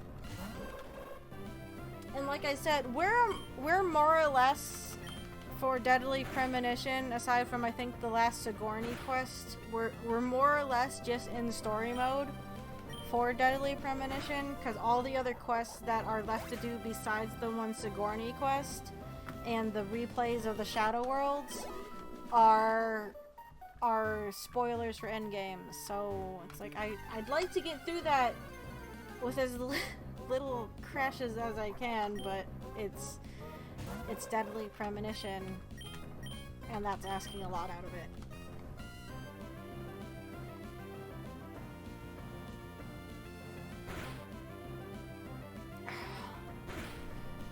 My back hurts really bad, and I think it was just from being so tense from driving my stupid car today.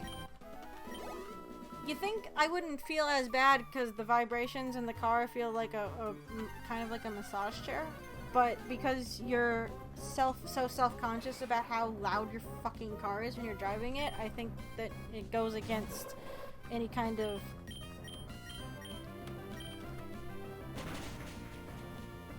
I don't even know what word to use that would make sense, but either way, I wasn't relaxed because of it. I was quite frankly the opposite. That, and I was in the Star Wars Battle Pod a pretty long time, and I think the seat was up too far. I don't actually know if you can adjust the seat in it, but it was a little squishy in there.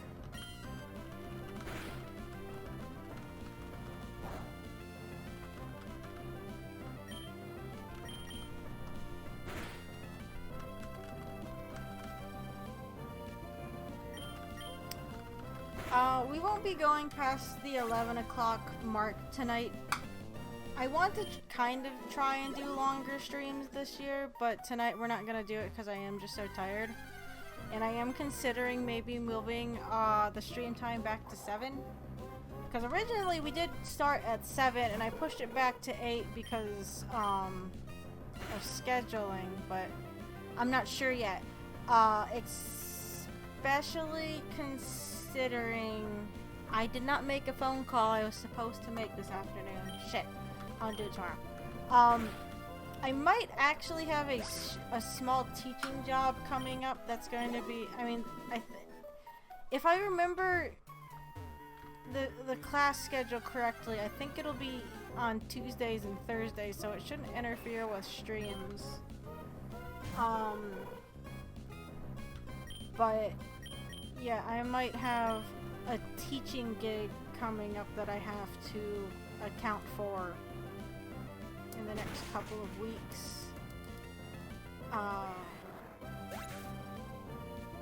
Unfortunately, the person that was asking about it didn't have dates and, well, days and times for the class, and considering the semester starts up in 2 weeks, you'd think they would, but they don't. Socioeconomic theory isn't particularly for everyone, but it is important to study. It allows us to better examine the transition from feudalism to capitalism, the breakdown of society in the early 20th century, and the rise of fascism, the fallacies of the Soviet Union and its eventual collapse, and so on. Depends on whose work you decide to follow, obviously.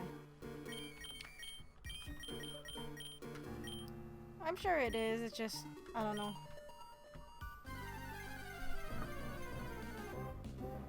I guess it just doesn't sound interesting to me. It might in certain context. I don't know. I end up down some weird rabbit holes at times, so... What is this move pool? We are not using curse in this game.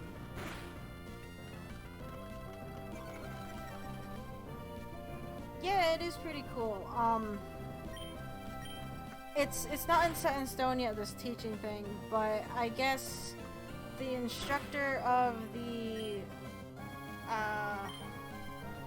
Animation 1 course at my college is having some, like, conflicts that mean that they can't teach this semester, so they're looking for a replacement. This is Gabrielle. Hello, I was just telling a new trainer about you. I told her about a strong trainer who raises Pokemon with care. Yeah, okay, thanks. I hope you'll become a trainer that everyone will admire. I hope we meet again. How kind of you. Sure, yeah, okay. I've killed more Pokemon than I'd like, but sure, totally. We're a great trainer. But yeah, so they're looking for someone to take up teaching this semester. Which, I mean, it'd be nice to go back to my school and hang around and see the upcoming generations. I sound really old when I talk like that. Ah! I mean, I guess I am old. Ugh. Yeah. The game doesn't realize they're dead. I mean, I could release them and then they just wouldn't exist. But I don't want to do that.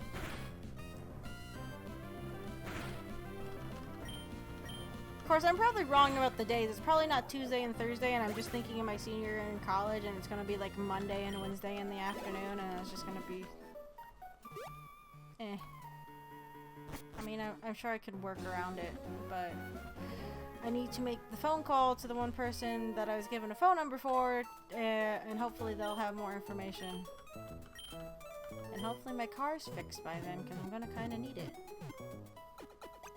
The characters are all happily oblivious. Yes, they are. I mean, as we've seen in Sword and Shield, very little gets these people down. They are very carefree. Oh, there's a disaster? Just throw the champion at it. He has nothing better to do. Apparently when you become Pokemon champion, that just means you're like the world's hero, and you have to solve all of the world's fucking problems just because you're stronger than everyone else. I mean, you might be smarter or something, a little bit more clever, but you're also stronger. So that means you have to fix the problem. I was watching some, like, I guess analysis videos on Naruto. And one of them was just how, it's like they set Naruto up to be like this underdog that comes from nothing and achieves his goals through hard work, but then they completely, you know, subvert that by making him the 4th Hokage's son, and his mom, you know, part of the clan that has a super gymongous chakra pool that can contain the Kyuubi or Kurama because, and especially his mom, because she can make these fancy chakra chains. And he also gets to learn Sage Mode, and is a reincarnation of God Lady's sons. So it just, and they were talking about, or was it a different analysis? But they were talking about how it's like, it doesn't matter if you're clever or anything like that. If you're the strongest, that means you're automatically the best. And that's the only thing that matters. And I kind of see it in like Sword and Shield. Is like, well, of course Naruto has to become Hokage. It's because he was the strongest. He's not the smartest. They have to tutor him before he's ready to become Hokage even. But it's like the same like with Leon. He's proved he's the strongest. That means he has to take care of fucking everything else. It's like, what, you can't just become champion and then just sit around in a mansion or something? Like, wouldn't you... I mean, I guess you would still have, like, this need to battle and get better, but it's like, wouldn't... Aren't there some trainers that, you know, seek it for the fame and adoration and maybe kicking back and relaxing? Like, wouldn't it suck? His uncle is also Superman. He was raised by werewolves. I mean, hey, if they had their way with Naruto, give them time. They would have gone there. I mean, hey... No, I mean...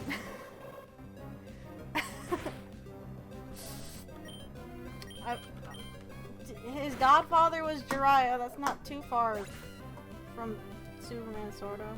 I mean, he was... I don't know.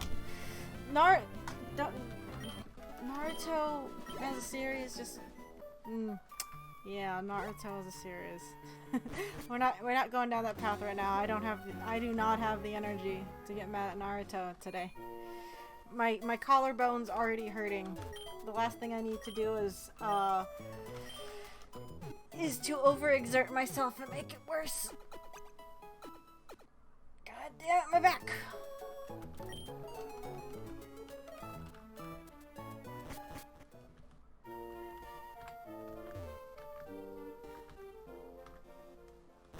I don't know, because I've been watching a lot of Dragon Ball Z Abridged, I keep getting like recommendations for analyses, whatever, on like different Dragon Ball things. And of course you watch one anime analysis video and you're gonna get all the anime analysis videos. And I mean, I love a good rag on Naruto. I will not avoid watching something on that because I think it's fucking funny. My sister doesn't understand the love-hate relationship I have with the Naruto. Like, I'll watch something for it. It's like, wow, this is dumb. I hate this show so fucking much. She's like, what do you mean? What do you mean you hate this show? It's like, I hate this show. I like one aspect of this show. Everything else, I'm going to trash. But even when it comes to certain things in Kakashi's backstory, I'm gonna be like, why is this a thing? Alright, I'm still mad at you. You only get the slightest of passes. You really haven't had the energy for the past several streams, unfortunately. No, I know I haven't. It's been a rough last couple of weeks, I'm afraid. That, and if I just start talking about Naruto, I'm just gonna start saying the same things I already have said about it. Mainly, Naruto pisses me off. Vegeta, you still your dude. What one was that from?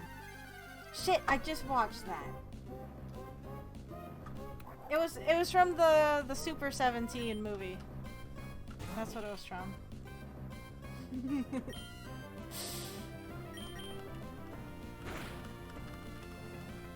Super 13, yes, sorry. I'm bad with my androids.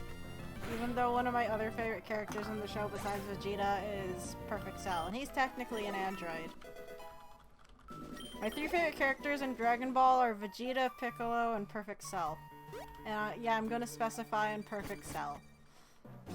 The other forms of Cell are fine. I don't know why I keep running back here, but Perfect Cell is my favorite. I really, really like his design.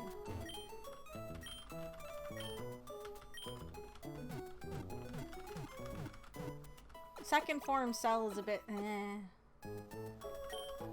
I mean, I like the design of first form Cell too. Like, it really gets the point across of what kind of character he is. But yeah, I can't not like... Yeah, no, exactly. It's the perfect jawline. I'm gonna punch him in his handsome face. Stop calling him handsome. Someone put out an updated video that's all of the DBZ. A couple. Yeah, no, I saw that. I've just been watching the playlist on their channel. I started rewatching it after seeing, because they do those Cell versus like shorts, and they put one out recently where it's Cell versus Bobby Hill. And if you haven't seen it yet, I implore you to go watch it. Just tab out of the stream and go watch Cell versus Bobby Hill, because it's really funny. At least I think it's funny, because one, I like Perfect Cell, and two, King of the Hill is my shit. I love King of the Hill. I'm so sad, and I will say this forever, that it ended. And I know it's been years since it's ended, but I'm still gonna sit around and whine about it. I'm also upset that they don't have it on Netflix anymore, because I remember when my sister first got Netflix, they had King of the Hill on there, and it's like, oh fuck yeah, King of the Hill marathon, and then of course they, you know, it got removed. I'm like, no! Bring it back! Because like they don't have... They never released the episodes like all on season box sets. And it's like Walmart has like seasons 1 through 3 on like DVD, and it's like, God, I want to get it, but there's no guarantee you're gonna release the other fucking seasons on DVD. Just do like, you know, a full collection like they did with like Futurama or something. Please, I need it. Fucking love King of the Hill. I remember one time at Motor City Comic Con, they had like one of the artists, I think he was a storyboard artist or something, who worked on King of the Hill, and I commissioned him to draw Dale doing pocket sand, because it's Dale and pocket sand. I needed it in my life. Because pocket sand. Everyone that hasn't seen it should absolutely go do that. I'm not a huge King of the Hill guy, but I got a real kick out of that. I don't know you, that's my I was... the way that they end that clip, like, if it didn't end the way it did, I was gonna be so mad. Because they usually have Cell, like, one-up whoever he's against. You know, super fast, because he's Cell. Like, the one when he goes up against, Yugi from Yu-Gi-Oh! It's like, okay, that's funny. But it's like, if they didn't, I mean, there's only one logical, perfect way to do that clip, and it's how they did it. With Bobby Hill. It was great. Fucking love King of the Hill. King of the Hill is one of my favorite shows, like, ever. It's like, I get it, it's not for everyone, but I really get a kick out of it. And I kind of get sad. It's like, man, it would have been really interesting to see what direction they took the show in if it was still going on today, to be, you know, in regards to things going on in the world. Oh, Forte, how do you do? This is Rose speaking. How are your Pokemon doing? I lost the match the other day. I need to try harder. See you again? Yeah, sure. My favorite... Oh, no, I have a lot of favorite episodes. One of my favorite episodes, though, is the one where Hank gets addicted to video games. And then everyone gets mad at him for killing the characters. And he's like, we're not playing with you anymore. Damn it, I want to watch King of the Hill now! I love King of the Hill. King of the Hill and Futurama are pretty high up there. South Park is too, but I'm super behind on South Park. Also, I keep forgetting that Rick and Morty Season 4 is technically out, and I'm behind on that right now too. I'll get around to it eventually. I still need to watch BoJack Horseman, because I've had a bunch of people suggest that one to me. I like my adult-orientated cartoons. Not that kind of adult-orientated cartoon, but you guys know what I mean.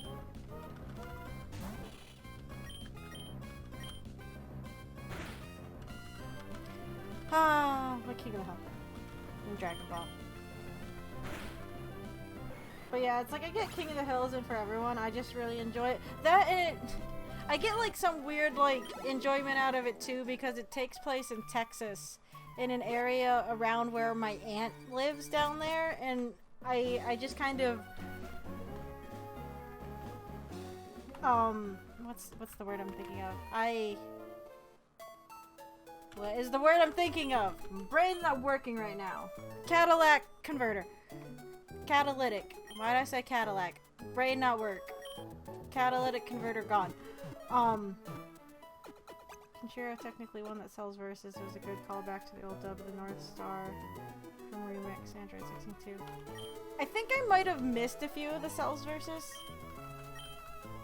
So I'm not remembering that one right now. I'm probably gonna have to go watch those later. The damage is done for Jay. We know what adult cartoons you're really talking about. No! I've seen enough hentai to know where this is going. Insert line here. That's right, Hello Kitty. Does Hello Kitty actually have a show, or are they just like shorts or something? I don't actually know. Gretzko doesn't count. That's by the same company, isn't it?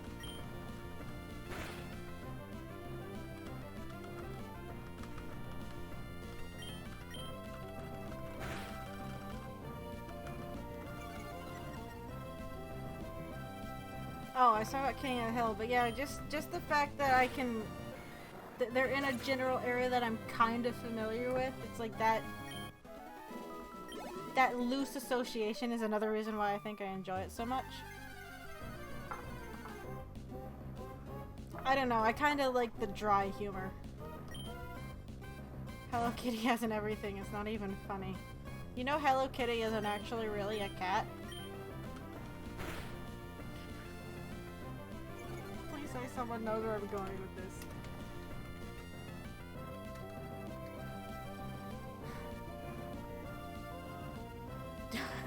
But I know. Do I look like I know how to jape? But yeah, you know Hello Kitty isn't actually a cat. I remember the internet was like up in arms about this stupid thing.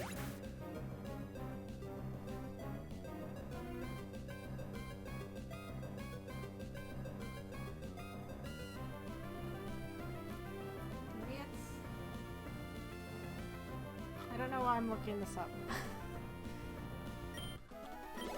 I just thought it was really funny when it happened. When they're like, yeah, Hello Kitty isn't actually a cat.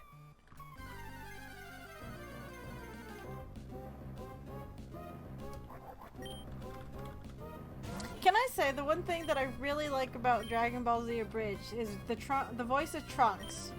Because, I know I've gone off about this before, but we're kind of in Dragon Ball sphere, and whenever I hear it, I get upset.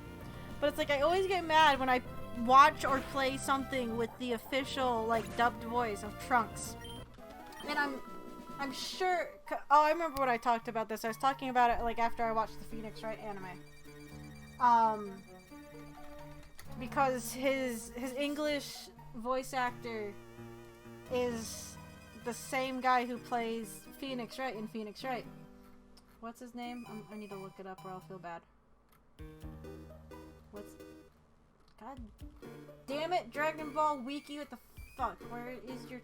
Let me scroll through all this shit. I don't want to scroll through all this shit.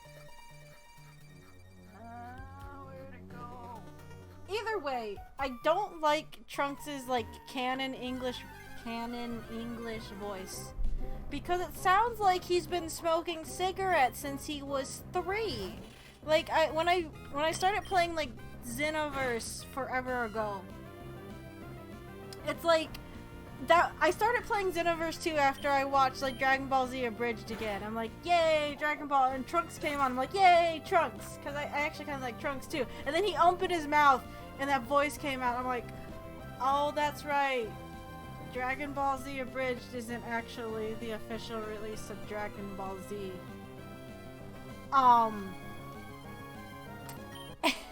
I was just like really upset because I don't like his canon voice. Oh, here it is.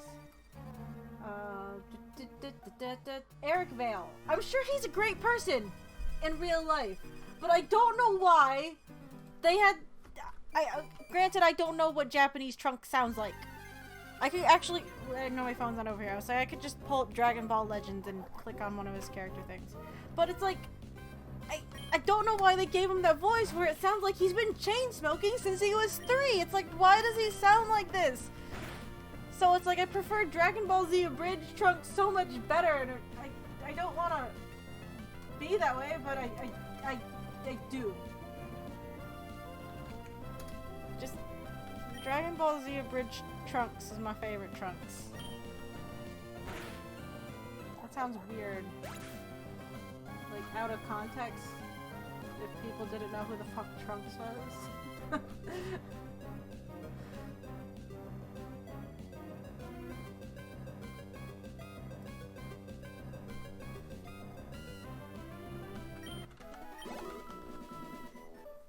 Oh yeah, Kaiser did a fantastic job with Trunks. Taka's my favorite TFS member, about to give in all his characters.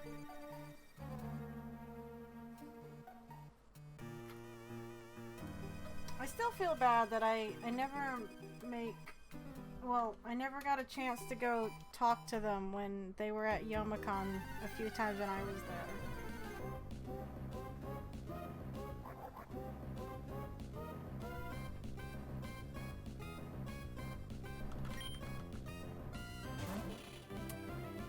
But that is very true. I mean, he's Super Kami Guru, and Super Kami Guru is my favorite. Super Kami Guru and Nail. I love their back and forth.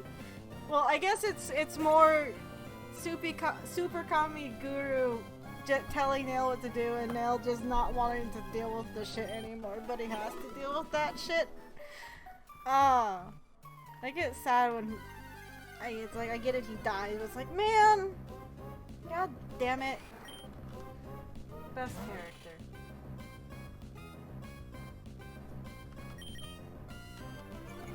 I also like young Dende better than older Dende. I don't know, Dende on Namek is a lot more fun than when he comes to Earth.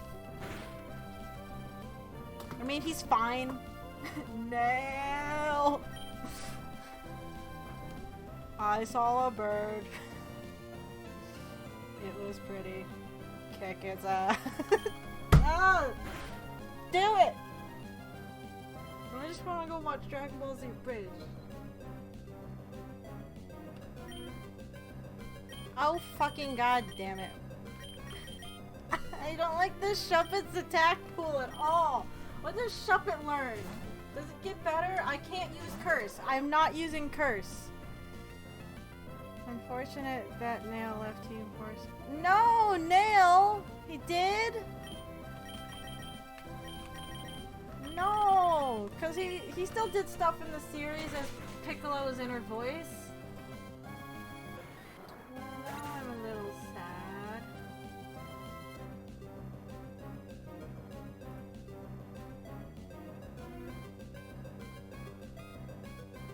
Oh, I'm sad.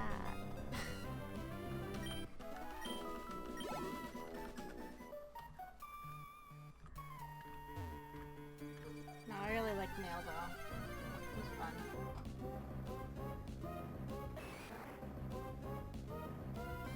But yeah, I'd love to get around to like just talking to the guys, and I just never get a chance. That and their table's always busy whenever I see them at. God damn it! Why did I do what I did? I forgot that I'm out of fucking attacks. I don't like this Shuppet. I was looking up his attacks. That's what I was doing. His fucking learn set. What level is he? 31. Okay, helps if I'm looking at the right generation. Motherfucker. He learns a Will-O-Wisp at 32, and then Feint Attack at 37.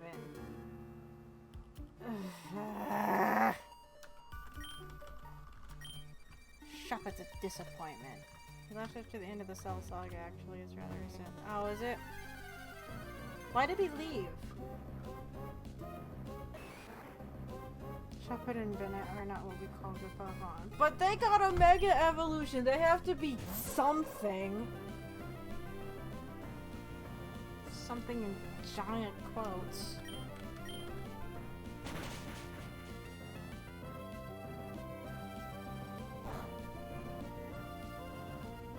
So, pardon me, I have something in my eye.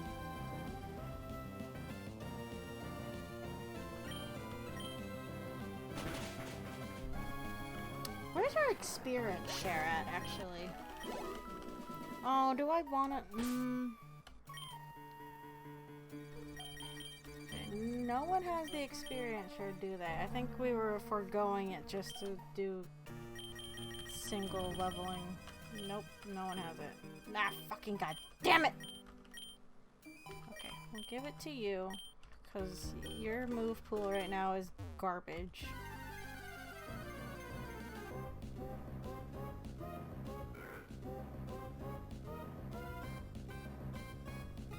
Oh, due to inconsolable differences he left. Well, that's a shame. It's always a bummer when stuff like that happens, but I guess it happens. Nothing you can do about it.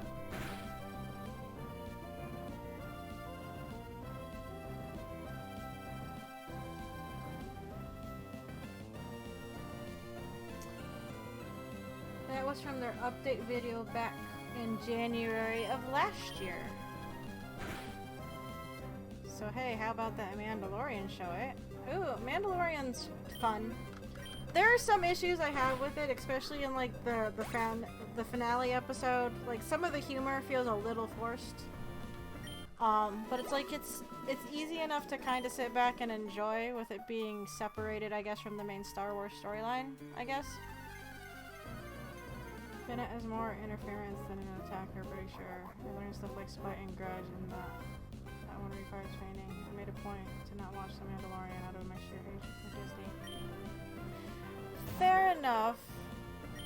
I have access to a Disney Plus account because my sister is really big into Disney, so of course she has one, and we just share it.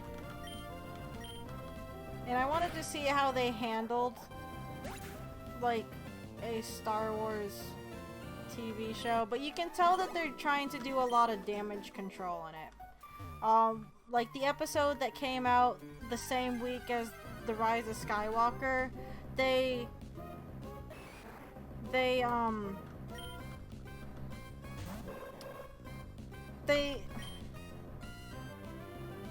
okay, minor spoilers for both The Mandalorian and Rise of Skywalker. Sorry. They show the little Yoda creature thing healing someone using the Force, and they put it in to justify that this has always been a thing, so Rey being able to do the same thing in The Rise of Skywalker isn't seen as Mary Sue-ish. But of course, not everyone watched The Mandalorian going in and knew of it. I mean, all hate to Disney, yeah, but all you have to do is just get an eye patch. Yeah. Yeah, I have access to Disney Plus as well, but I haven't touched it once. I understand not liking them. I understand I'm part of the problem because I will watch stuff on it, but it's like... there are some decent things they're doing on there, and I get it, it's to appease people. Like, they have, like, special features and behind-the-scenes stuff. And when it's for movies and shows that they own, of course they have access to it, and it's like, and I like stuff like that. Then they have older cartoons that are just kind of a pain to get a hold of legitimately. Otherwise, I guess. Not that I've actually sat down and watched them, because again, I had Dragon Ball Z Abridged on for the second time in the last 2 weeks instead of watching anything on my to-watch list. So, whatever.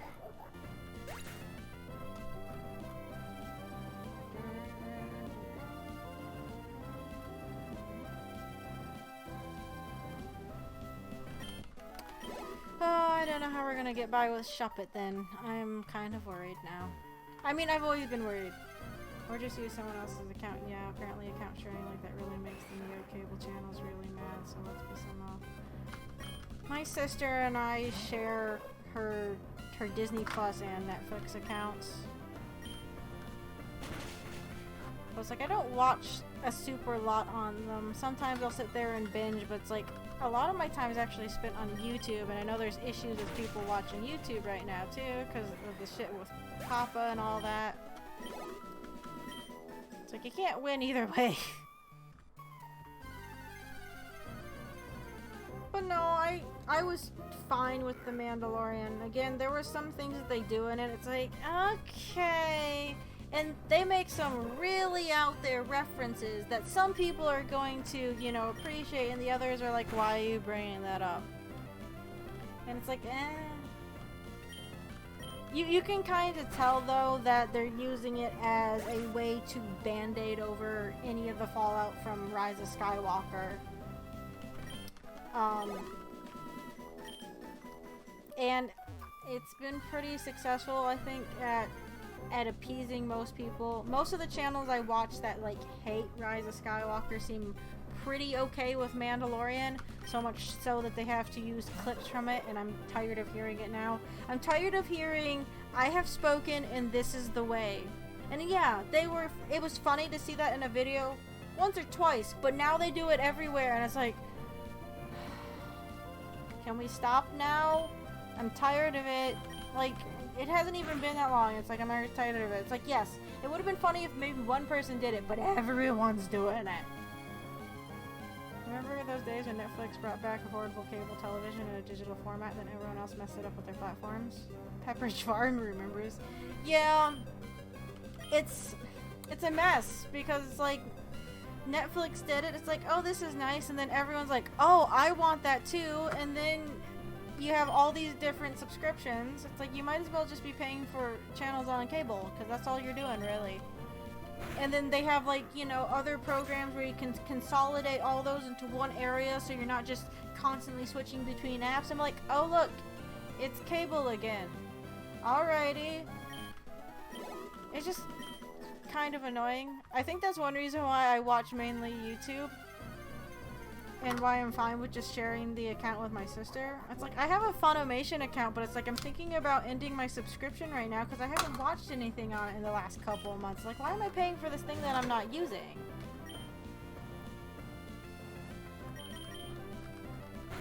It's like, and I think I was only keeping Amazon Prime there because my sister is watching something on it instead of me. Again.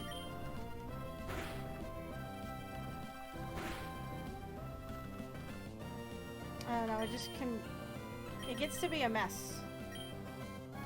I'm gonna run from this. Because with my luck, I'll miss and it'll get a crit and I will kill my bird, and I don't want to do that. Because I don't want to do that. Do we have any... Yeah, cool. No!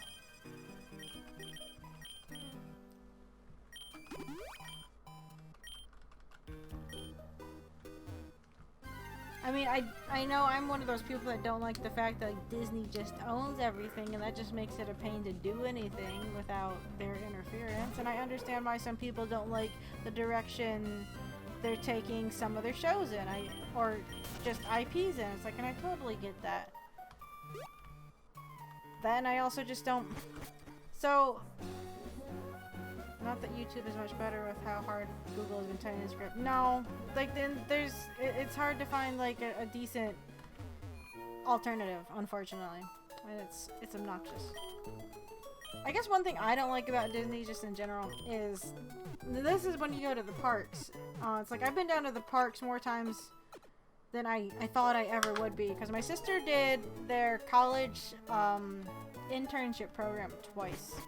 So it's like we were going down there to visit and or pick her up from staying down there. And by God, do I hate actually going into Magic Kingdom. My favorite parks are Epcot and Hollywood Studios. Of course, Hollywood Studios is losing me because they no longer have their drawing class, because the old animation studio down in Florida at Hollywood Studios has been converted into Star Wars stuff. And I'm like, yes, I like Star Wars, but I like the animation stuff better, and now I'm sad. But it's like, God, I hate going to Magic Kingdom because it's like, I can only take so much of that concentrated Disney magic for so long before going batty.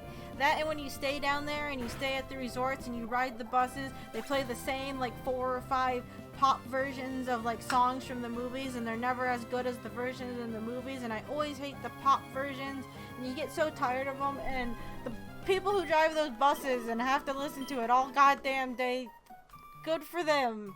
I couldn't do it. I can't even handle the short bus rides I have to take when I'm down there, and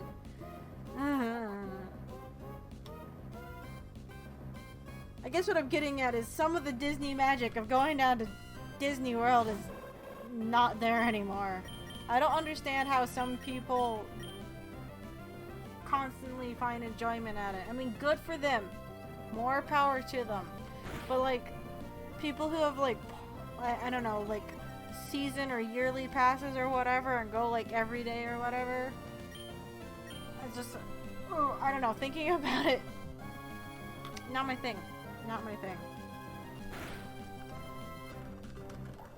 If I lived down there and I had a pass, I'd only be going into Magic Kingdom to get the trading cards. Yay, Will-O-Wisp. That's going to do a lot.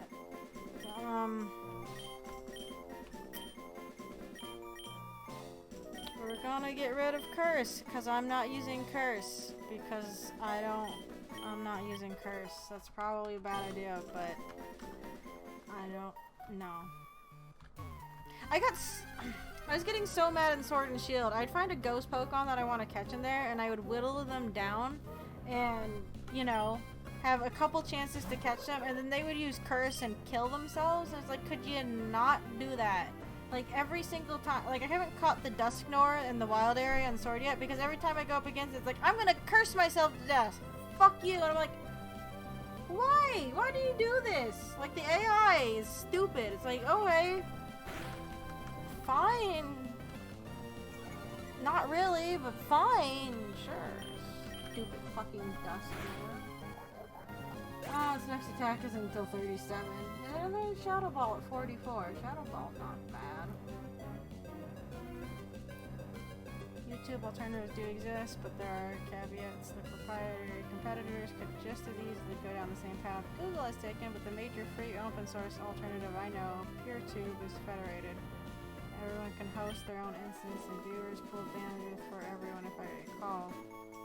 But you have to host it yourself, leaving a high bar for entry compared to convenience. Yeah, it's a shame. It is.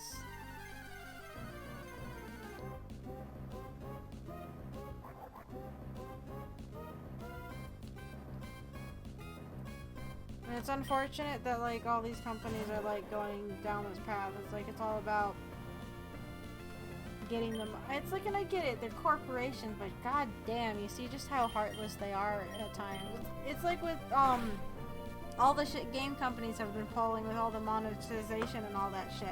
It's like, you worry, like, every time a new game comes out, it's like, oh no, are there gonna be microtransactions? How are they gonna make this unbearable and grindy or whatever?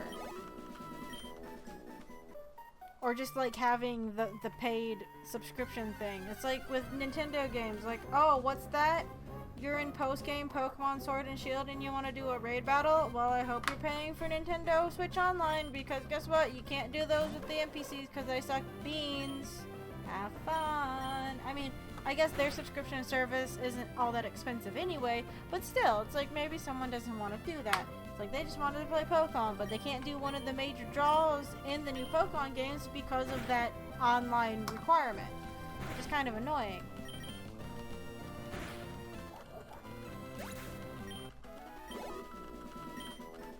I don't know, the state of all that, all those different areas, is just kind of frustrating when you think about it, but it's like, I still participate in it. It's like, I know I'm part of the problem. It's like, I don't like loot boxes and shit like that as much as the next person, but I'll still spend money on loot boxes from time to time. It's like, and every time I do, I'll have like buyer's remorse for a minute. I'm like, god damn it, I'm part of the problem. I spent more than I should have, like, on things in Overwatch, and I know that. Because I wanted skins for Soldier 76 and Junkrat. Grinding for them's a pain in the ass, and I'm part of the problem. It's infuriating, it really is.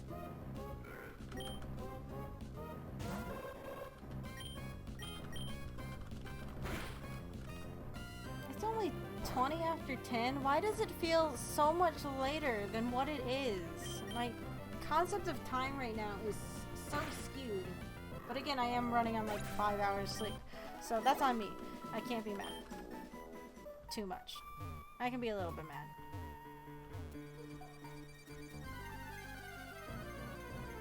The cost of hosting don't really demand subscriptions. It's an artificial barrier. PS3 online play was always free, unlike the Xbox 360, for example. Yeah, I remember that. It's like, wasn't like the Xbox subscription kind of like where it started? It's like they decided to charge for it, then PlayStation's like, huh, we can do that too. And then Nintendo just kind of jumped on it like recently. And then of course Nintendo's online's kind of shit because they don't even have like a built-in Ethernet port on their system, like on the dock. I read somewhere that there was a dongle for it, but I don't think I've ever seen one. Not that I've looked that hard for it.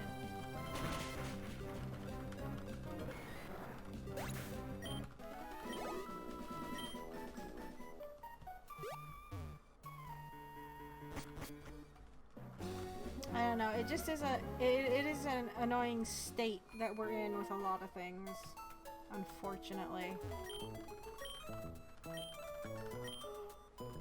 I'm so sorry.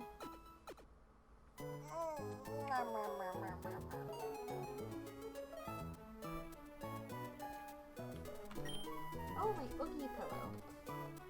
Do you like my Oogie Boogie pillow? I use him as an armrest cushion. I think he's super cute. He has a little spider on his back. Yeah, pretty sure it started with Microsoft. Not terribly surprising though, given the company's track record. Yeah.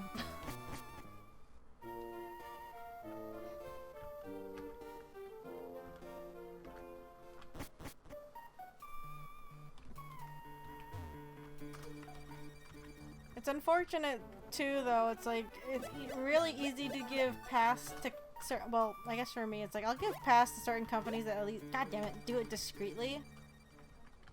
And I know that sounds bad because that's just like congratulating them on their sneaky, predatory methods.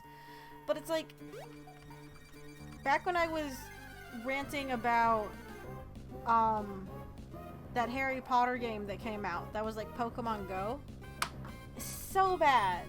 I don't think I've heard anyone talk about it recently either. It's like I still play Pokemon Go, not as much as I used to, but it's like I still have fun with it. But it's like it's nice because I don't have to pour a crap ton of money in it if I don't want to, and I'm still able to play it. Whereas the stupid Harry Potter one, it's like they were constantly bothering you for money. And again, that was done by the same studio that did Hogwarts Mystery, and that one was constantly hounding you for money. It's like, did you guys not learn? And that's why after like maybe a couple weeks of attempting to play Harry Potter Go, I'm just gonna call it that, I had to get it off my phone and just stick to like one thing. And I have a lot of those stupid gacha games on my phone. I don't play all of them as regularly as I used to, but unfortunately I've put a little bit of money into like all of them, and unfortunately that makes me feel attached to them, and that's why I don't delete them off my phone. It's kind of bad. We're reliving the early 20th century, you know, the parallels between then and now are terrifying, considering that back then saw the first rise of fascism in World War II. They do say history likes to repeat itself, and no one wants to listen when people start to point out those parallels, unfortunately. I feel bad. It's like I know there's a lot of problems, but I'm at the point where I'm just so tired that I kind of ignore it, or want to ignore it a lot of the time. And I know that's not a way to fix things.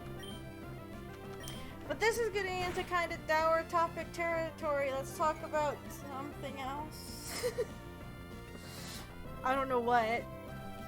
I just want a chill stream that makes me not think about catalytic converters in my car not having one right now. I'm so worried about the truck. I keep thinking, I mean, I need to take the garbage out, and I might do that so I can go check on the truck. Because I'm so fucking worried. I just picked up a new game to me on sale. I like not having heartburn. Oh, I'm sorry. Yeah, I can't say I've ever had heartburn, but I imagine it's not pleasant. Vermintide 2? It's quite fun. I don't think I've heard of it. Having Having tried both it and Left 4 Dead 2, I like Vermintide 2. Oh, so is it like Left 4 Dead then? I never actually... Okay, nope, this is a lie. I've played a little bit of Left 4 Dead 2. And that was once at my cousin's house because he had it on the Xbox, I think 360, and I wanted to play something before I flew home. So I tried to play through the mall level by myself, and when you know how there's that one part in the mall level that the alarm goes off and you have to run up there to turn off the alarm so all the zombies don't kill you? I was like, I didn't do it with any kind of strategy. It's like, I'm just gonna run through the crowd of zombies, it'll be fine. It wasn't fine. It was the furthest from fine it could have been. I died, and then I had to leave for the airport. But I never played the first Left 4 Dead. And that one instance was the only time I played Left 4 Dead 2.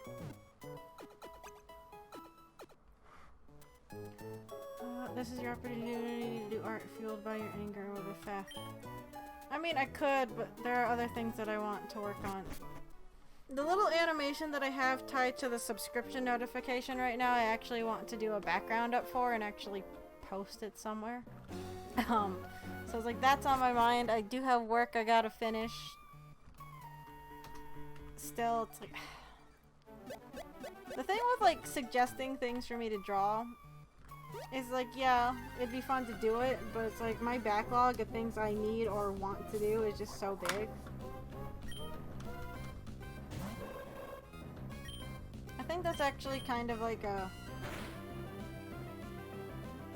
It's a little annoying. It's like when you can draw...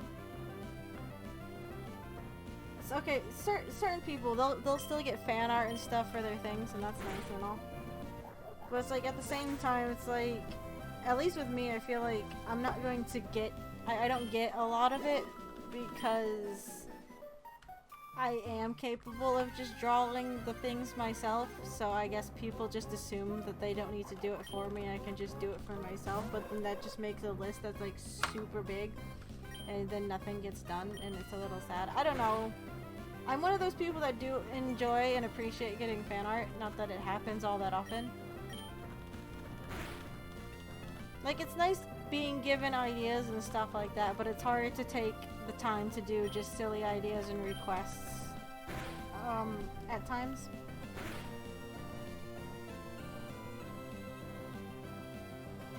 There are some fun streamer options for Vermintide 2, I think. Yeah, it's the same basic formula, but set in the Warhammer fantasy setting.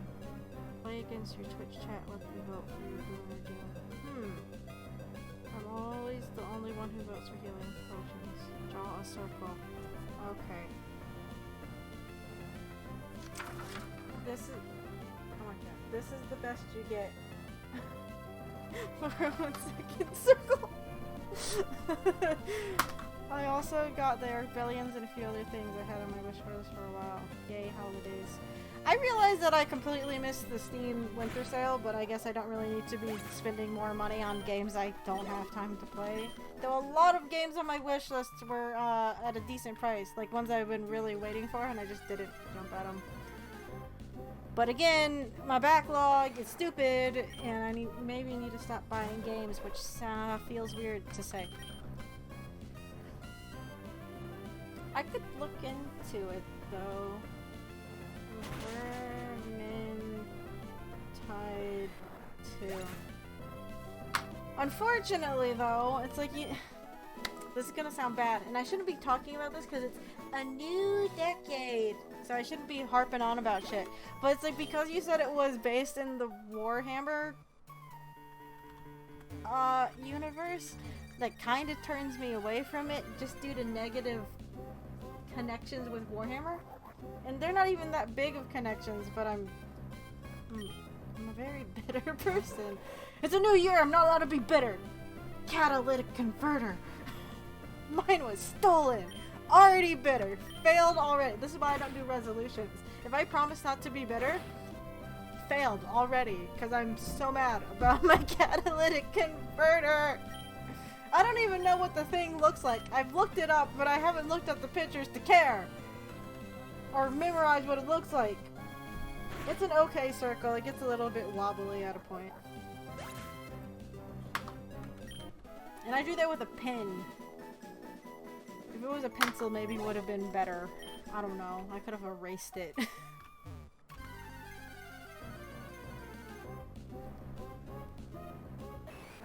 At some point, I'll have to set it up again to do art streams on here. I need to move my license for my main drawing program from this computer to this one.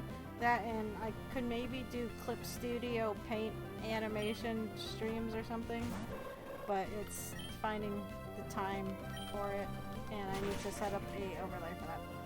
As for the Warhammer Fantasy stuff, is a lot more palatable than the 40k stuff, but it's still not exactly chirps and Sparkle's fantasy.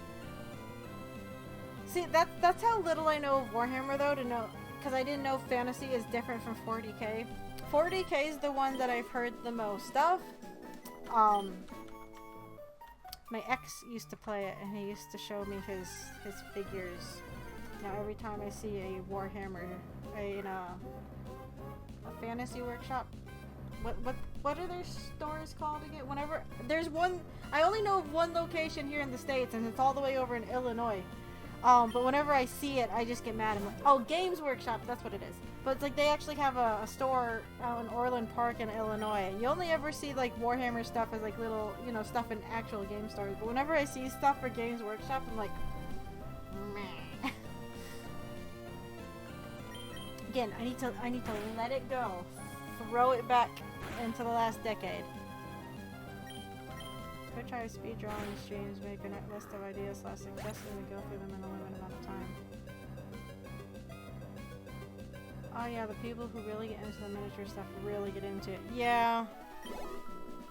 I mean, most of the game stores I go to, you always see, you know, a small set of people that are into it. And it's like, it's cool looking, sure.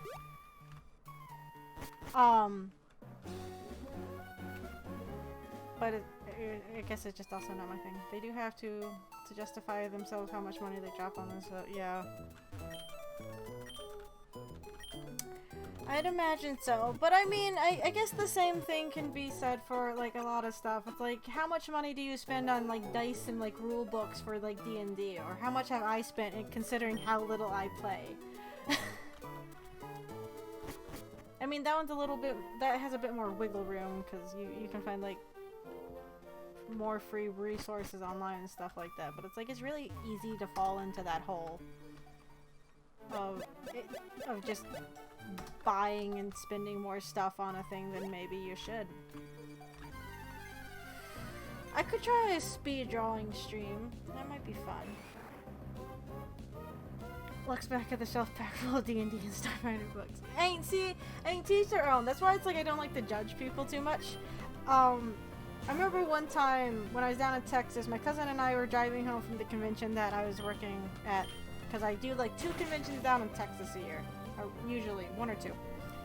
Anyway, we saw a sign for like a sneaker convention. So a convention for people who are really into shoes. I was like, oh, I didn't know that was a thing. He's like, yeah, they're a bunch of dumbasses. Like, okay, that's not really fair. Just because you're not into shoes doesn't mean other people are into shoes. And I called him out. I was like, you're going home with a bag full of 4 Gundam figures. They're little pieces of plastic you're going to put together into a Gundam figure and put on your shelf. I'm sure someone out there is gonna judge you because you're going home with 4 Gundam figures. How about you let people enjoy shoes if they enjoy shoes? It's like, I have too many pop figures in this room. But whatever. Also, pieces of plastic that are sitting on shelves. Yes, there are some more unhealthy obsessions and stuff, but when it comes to liking stuff like pop figures or Kakashi figures or shoes or Gundams or whatever, I don't know. My cousin's a bit brash like that, I guess. That's why I look for an open RPG system, so that I could go in and out of interest without feeling any guilt for paying for supplements. See, I don't mind paying for supplements because, I mean, this is me. I really like looking at the artwork. Like, that's why I don't mind. I mean, I have at least 2 bookshelves of manga in the other room. And everyone's like, why do you have these? Do you reread them? I was like, sometimes. But I also like having them to look through the art. And sometimes when I'm working on comics, I'm like, I will go and pull like 4 or 5 volumes for reference. Just because. That's why I also have a shelf full of art books. But I like art things, so of course I'm going to buy Art things. Ooh, I'd love to have models of some of my favorite mechs, but I think the one I went out of production years ago. After seeing my cousin like work on his Gundam models, I'm a little bit more interested in them. At first I wasn't. That, and he always has me do the stickers because I guess I'm just really good at putting on stickers. But it's like, again, I'm not big into Gundam. So it's like I wouldn't actually get a Gundam figure. I might get I would probably maybe get an Evangelion one because I like the designs of the Evas. But they had recently figures come out for the main 3 LFOs from Eureka 7, and those ones I'd probably drop money on because I wouldn't mind a little Nirvash model kit because it's the Nirvash, and I really like the Nirvash because it's the Nirvash Type 0. And I really like the Eureka 7. I really like the second series for Eureka 7, Eureka 7 AO. And it's like, I know they changed some of the characterizations around, especially for Renton in it, but it's like, I kind of liked the weird existential thing that they were doing in the show, and the animation was pretty decent, I thought. And that's why I kind of get sad when people pick on that one, too. Actually, one of my favorite explanations / metaphors for how 40K is, the way it is from an old review of 40K video game. I am lost. What are you talking about? We're talking about 40K, kind of Warhammer, D&D, buying stuff for things we like, Gundam models, or model kits, and now I'm talking about Eureka 7.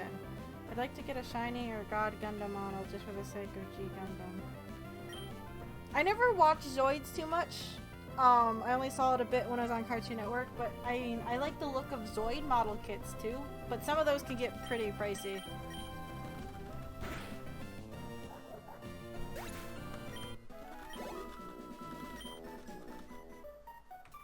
But I don't spend money on model kits. Instead, I have like 4 boxes of Kakashi figures that I'm still waiting to find a perfect shelf for. I want one with lights. For all my Kakashi figures. Ooh. One day. One day. We're talking about things that aren't the crushing state of being or converters. Exactly. The rough summary being that it's the product of an incidental gathering of that kids. The kids who, when you played with them as a kid, would always come up with that loopy rules or ass pulled. While the toy guns are always more awesome. I know you said more awesome, but I'm going to say more awesomer because that's the same thing than your toy guns. No, I can see that. I can totally see that.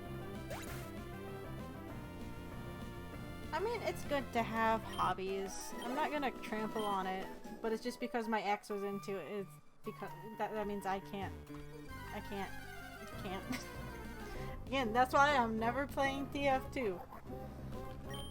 I'd have to get like a giant ass fucking donation or something to play TF2 like on stream.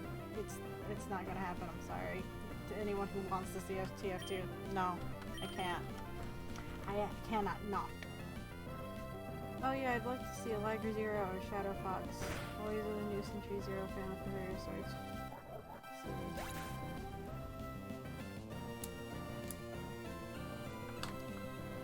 I've only seen season 1 of JoJo so far, and I know that's not even the favorite JoJo.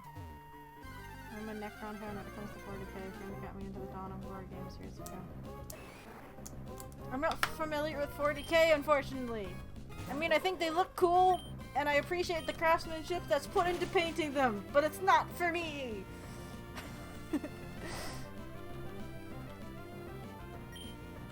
I like, actually, more so than the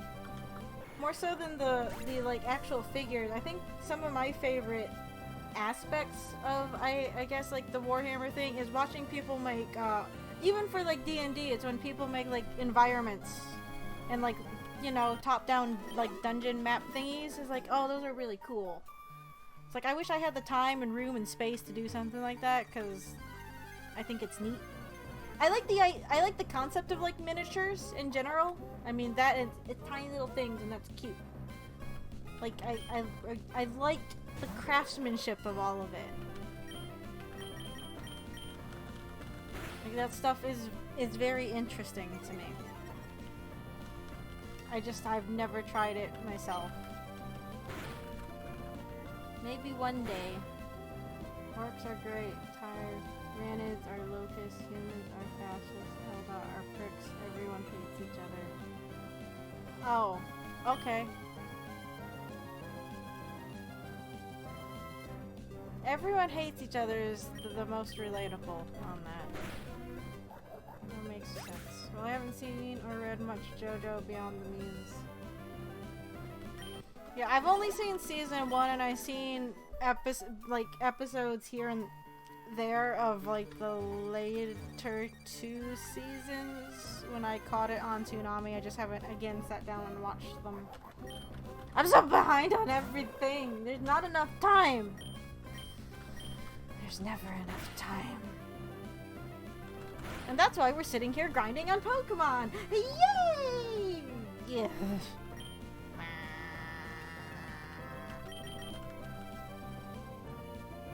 We're supposed to be relative good guys in the setting, but then there's that whole mind control stuff. Oh no, not mind control. You can't really be the best of people if you have mind control.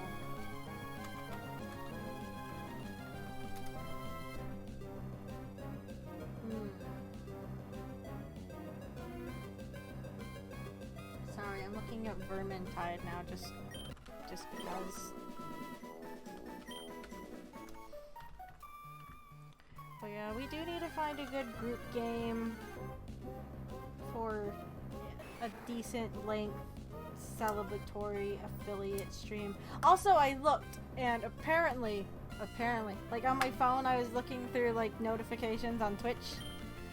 And apparently, to show how oblivious I am and how little I check my notifications on here, I guess the affiliate invite I've had it since March, and I only now saw it last month. So we could have been affiliates a lot sooner than what we were if I was freaking paying attention, which I was not.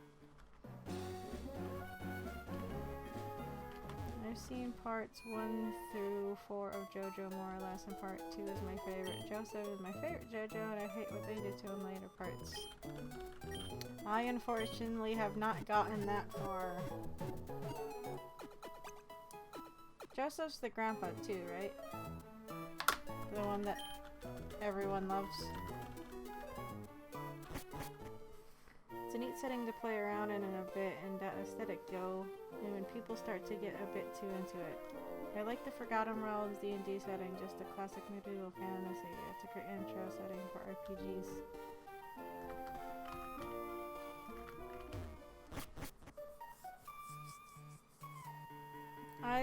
Yeah, the classic medieval stuff is fun. I like the aesthetic. Which is funny, because I have like a weird thing when it comes to like medieval settings. Now, one reason why I haven't actually played the other like Souls games is the aesthetic of like Demon Souls and Dark Souls didn't appeal to me, but Bloodborne's setting I found much more interesting, and that's why I've only played Bloodborne so far. But now I'm interested in playing the other Souls games just because I played Bloodborne. Of course, liking like that setting, like, what, Victoria era setting that's in Bloodborne is kind of cliche almost, I feel.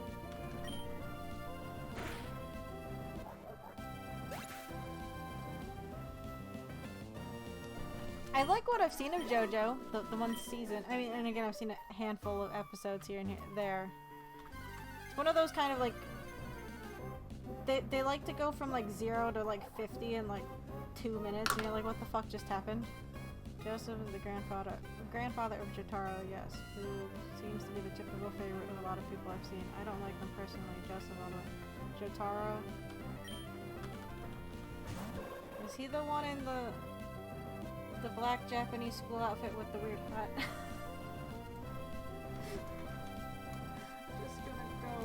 just gonna go look these up on the other thing. Yes, that's the one I'm thinking of. My really bad descriptions of JoJo's.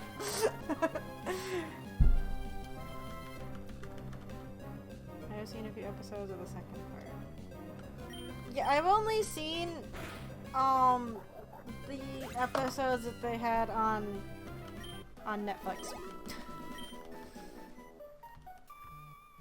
So they only cover like the first 2 parts, I think. JoJo. I got really confused, so I guess nowadays Jotaro is the JoJo with the hat grafted to his head. So I guess nowadays there is like this kid's pop star named JoJo that's really big, and my cousin's daughter is really into it, and my mom's like, yeah, I had to buy her some JoJo shoes. I'm like, JoJo? She's too young to be watching JoJo. It's like, she knows what JoJo is? And my mom had to explain it to me. I literally thought my 8-year-old cousin was into JoJo's Bizarre Adventures. Like, I have not shown her this. How is she into this series? No, this weird child pop star thing. Okay, so I've seen Phantom Blood and I think Battle Tendency is in, yeah. The first 2 parts are what's on Netflix. So I've seen up to that point. So I haven't gotten to the good JoJo's.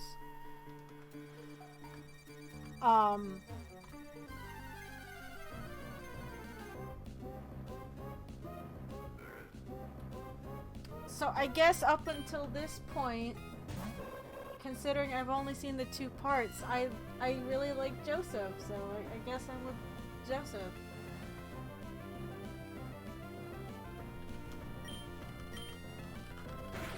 Can I say though, they had, crap, why can't I remember? I'm really bad with remembering names right now, and it's making me angry.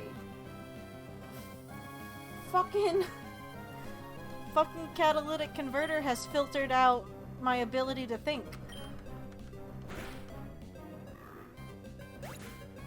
Is it Jojo?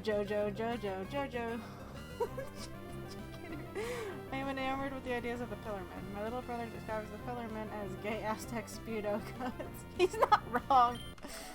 He's not wrong.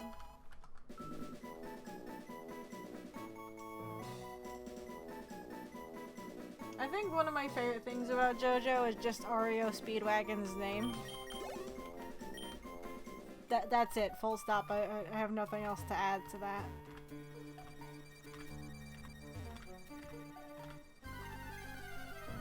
Okay, I was looking up the thing. Characters. Nope. Where'd it go? So, Caesar in the English version is voiced by Bryce Papenbrook, and you know he's a good enough voice actor. He does a lot of stuff nowadays, of course. Like being, well, he's Cat Noir in Miraculous. He's Kirito in Sword Art Online, and isn't he Eren? He's Eren too, right? From Attack on Titan. Oh, he's in Boruto. Right. But Bryce Papenbrook, when he's trying to do an Italian accent, he does okay, but you can still just hear him as Bryce Papenbrook, just pretending he has an Italian accent as Caesar, and it's kind of distracting. Like, he's trying his best. He's trying his best, but it's like, It's like listening to Martin Short in the third Madagascar movie, when he's supposed to be the Italian seal. He does a fair enough job, but as soon as he has to yell, all you hear is Martin Short. And I don't like Martin Short, because I don't like Martin Short. I just find him, he seems to get typecast as obnoxious characters, and I, by proxy, just don't like Martin Short. Oreo Speedwagon deserves more screen time. Speedwagon was pretty cool though. I always just like his reactions to everything. He just stands there and, you know, gapes and all like, the fuck is going on? And I appreciate him, like, you know, holding out in there when he knows he can't really do anything. He's like, I'm still gonna try, even though I'm probably gonna get my ass handed to me. But, you know, honor or something. That and his name is Ario Speedwagon, so I can't be mad at him for any reason. He's afraid, sure, but he faces that fear. And that's admirable.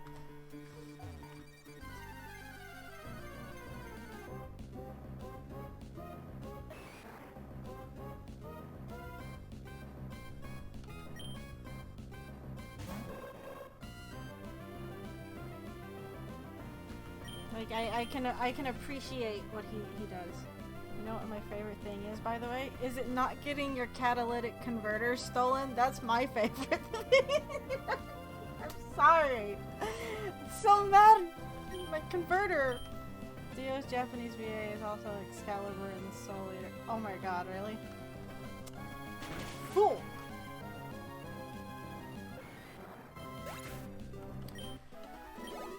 Probably said it before, but I'll say it again. Man, I wish they would give Soul Eater a remake. I really do. I wish they would Full Metal Alchemist Brotherhood Soul Eater. If anything, you should watch Stardust Crusaders just to see Polnareff is probably one of the best characters in JoJo. He was the unofficial protagonist of Part 3 since Araka liked him so much. Okay. I mean, JoJo's already on my list, but I'm going to write down just that part.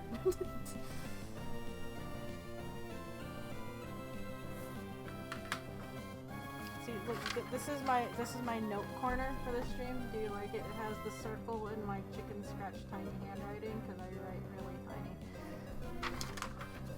Araki, not Araka.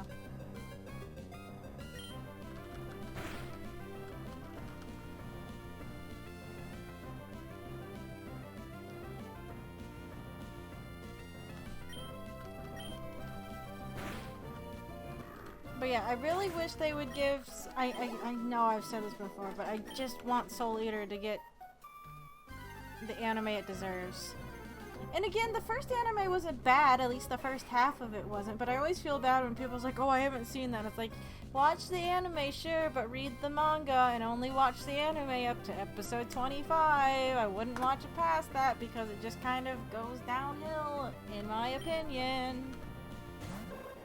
The animation in the first part of Soul Eater was so good too. I mean, I guess it wasn't that bad at the end. It's just the writing, in my opinion, wasn't great, and I just didn't like it. And then when you go and read the manga, it's like, what the fuck did they do?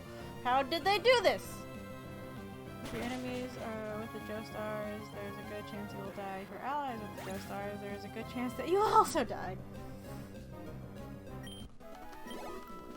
There is no middle ground.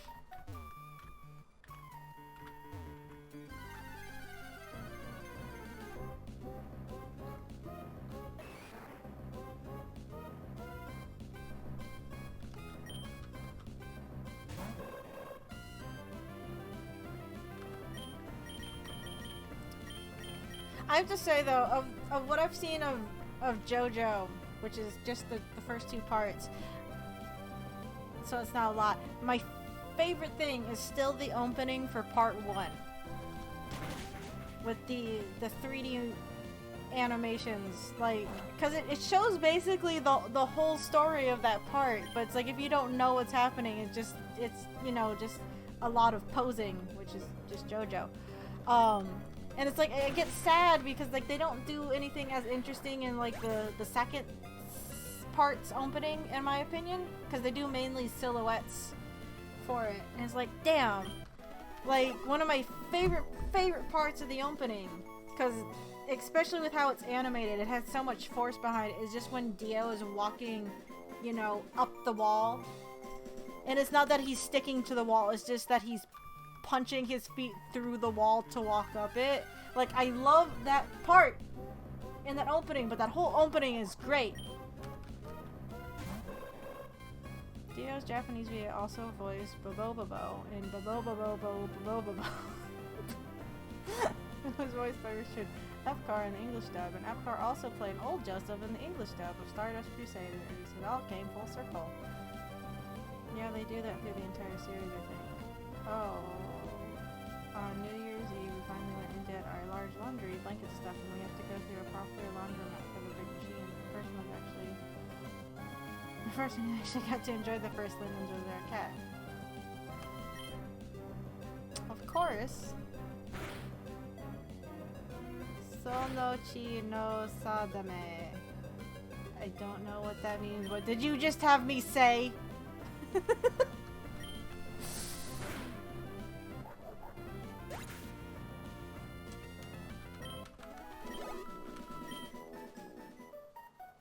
Oh, I see.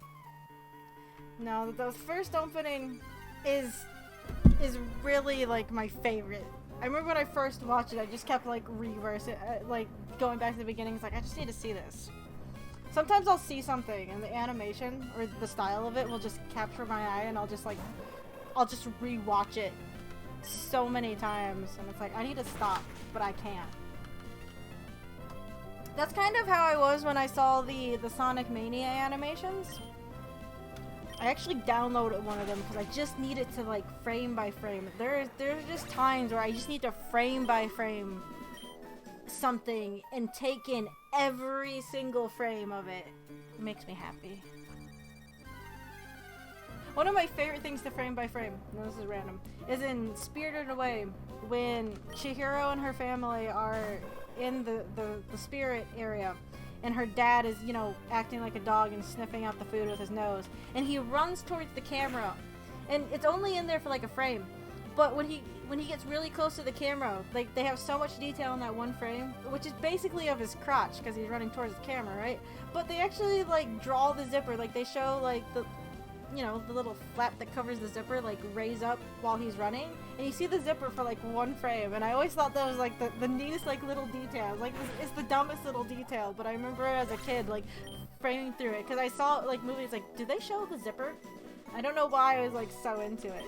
And another thing with like Spirited Away, it's really funny when Chihiro is going down that long stairway and the stair breaks and she like runs down it screaming. It's really funny to go through that one frame by frame. I know a friend and I did it. And then watching her squash frame when she hits the wall at the end is a lot of fun. I love frame by framing through animation. Yes, it takes fucking forever, but it's really fun. Of course, then you have people that pick on, you know, squish frames and blur frames, and they're like, look at this bad animation. It's like, again, I know I did this rant just the other day, but you can't say an animation's bad because you paused on a blur frame. Those exist for a reason. I'm just talking about frame by framing through Spirited Away and liking the little details they put in it. That is all I'm going on about.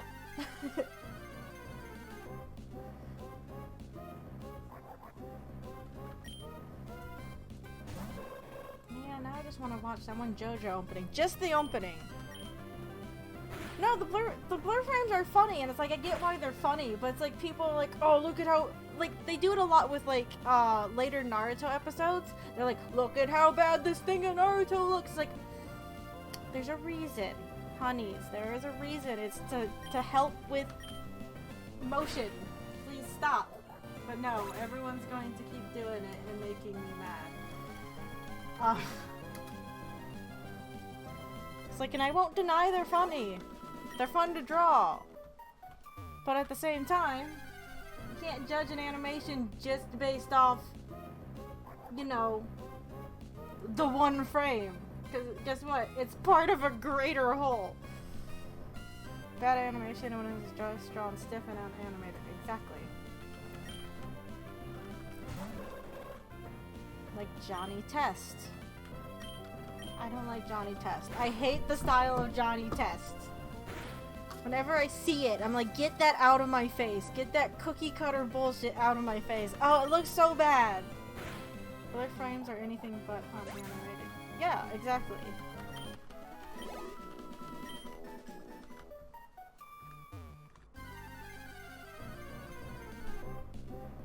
I get sad when you see so many shows that kind of do like the more they kind of do like the Hanna-Barbera thing where they have like the puppet pieces, and it's like I understand why they do that. It cuts down on like production time and stuff like that, but it's like they get so lazy sometimes, you know, like how Family Guy does it. It's just like the same figures and they just change out the parts. I think that's why like I really was into Super Jail when that was a thing, and I liked it so much because it was always so animated, so dynamic. And sure, they didn't always stay on model, but that was not the point of Super Jail. The point of Super Jail was just unadulterated violence and nonsense. And that was fine. And that's why I didn't really care for Season 2 of Super Jail. It's like, because they wanted to do more storytelling in it, and it's like, I appreciate that, but with 11 minutes to try and tell, like, a sustained story in the way that they wanted to, while still fitting in one of their violent bouts, it just wasn't working for me, and it made me sad. I mean, it was still good to, like, the animation, it was still, like, really fluid and fun to watch, but it's like the stories, I just felt like got in the way of, like, the nonsensical violence of the show. It's like in China, Illinois. It's like some people would call that one, you know, bad in terms of like aesthetic. And like, yeah, the aesthetics are a bit interesting. I still find it enjoyable, but they have some really, really nicely animated bits in China, Illinois that I really, really like. They're like the ending for the episode Last of the Mohicans, I think it is, of China, Illinois. The speech that, what's his name? Steve? The main professor guy, he has like this speech and like just the animation on him, I've just always loved. Animation. I actually saw a gif of Johnny Test turning into a girl and I had to think for a couple minutes ago, wait, did that actually happen on the show? Is that from a smut animation? It's from the first episode of Johnny Test. I shouldn't pick on Johnny Test too much. I've never actually watched it because whenever it came on TV, I changed the channel because I hate the aesthetic of Johnny Test. I feel like it physically hurts me. I don't have headphones plugged into the other computer, but I pulled up the opening of JoJo just to watch it in the corner of my eye. I really like the first fucking opening of JoJo! The transitions on it are great, too. God damn. Oh, it's so good.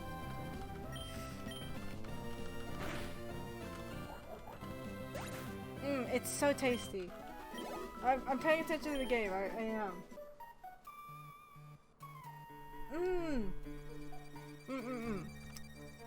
So tasty. Forte, I reject my humanity. Why? Why?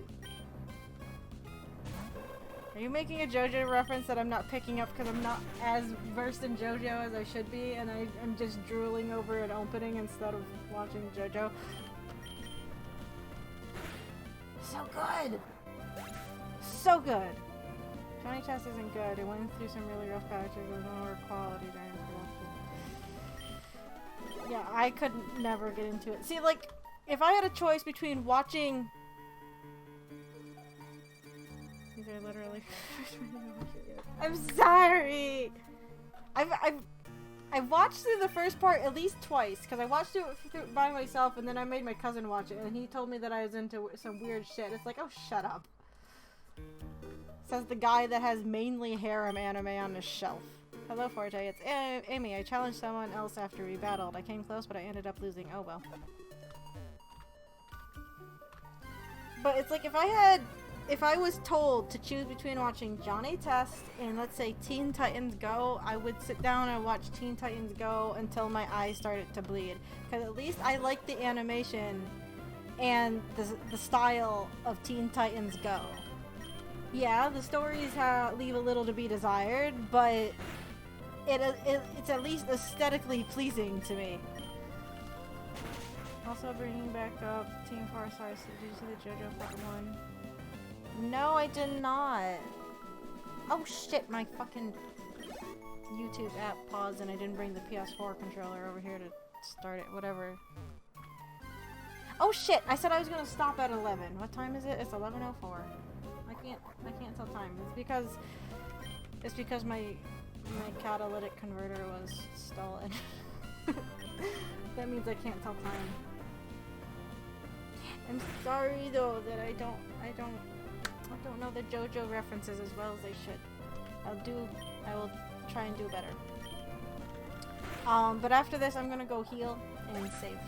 I keep actually forgetting I have this webcam, so when I see it moving, it amuses me. I'm easily amused, but I think you guys kind of know that. That's why I was going on about being amused by a frame of seeing a zipper in Spirited Away. It's the little things, like webcams and zipper frames.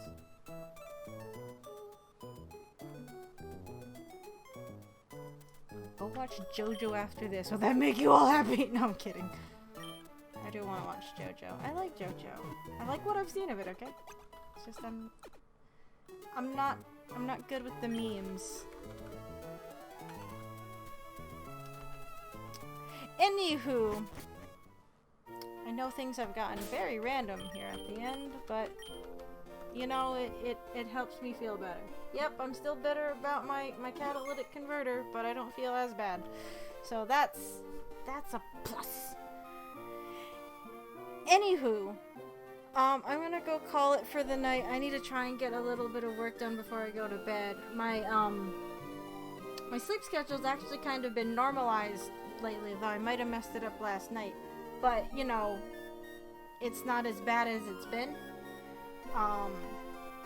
So, yeah. I'm gonna go get some little things done and then go to bed. Anyway, thank you guys for tuning in, especially on our first stream of the year. Happy New Year to everyone. I hope your year is good for you.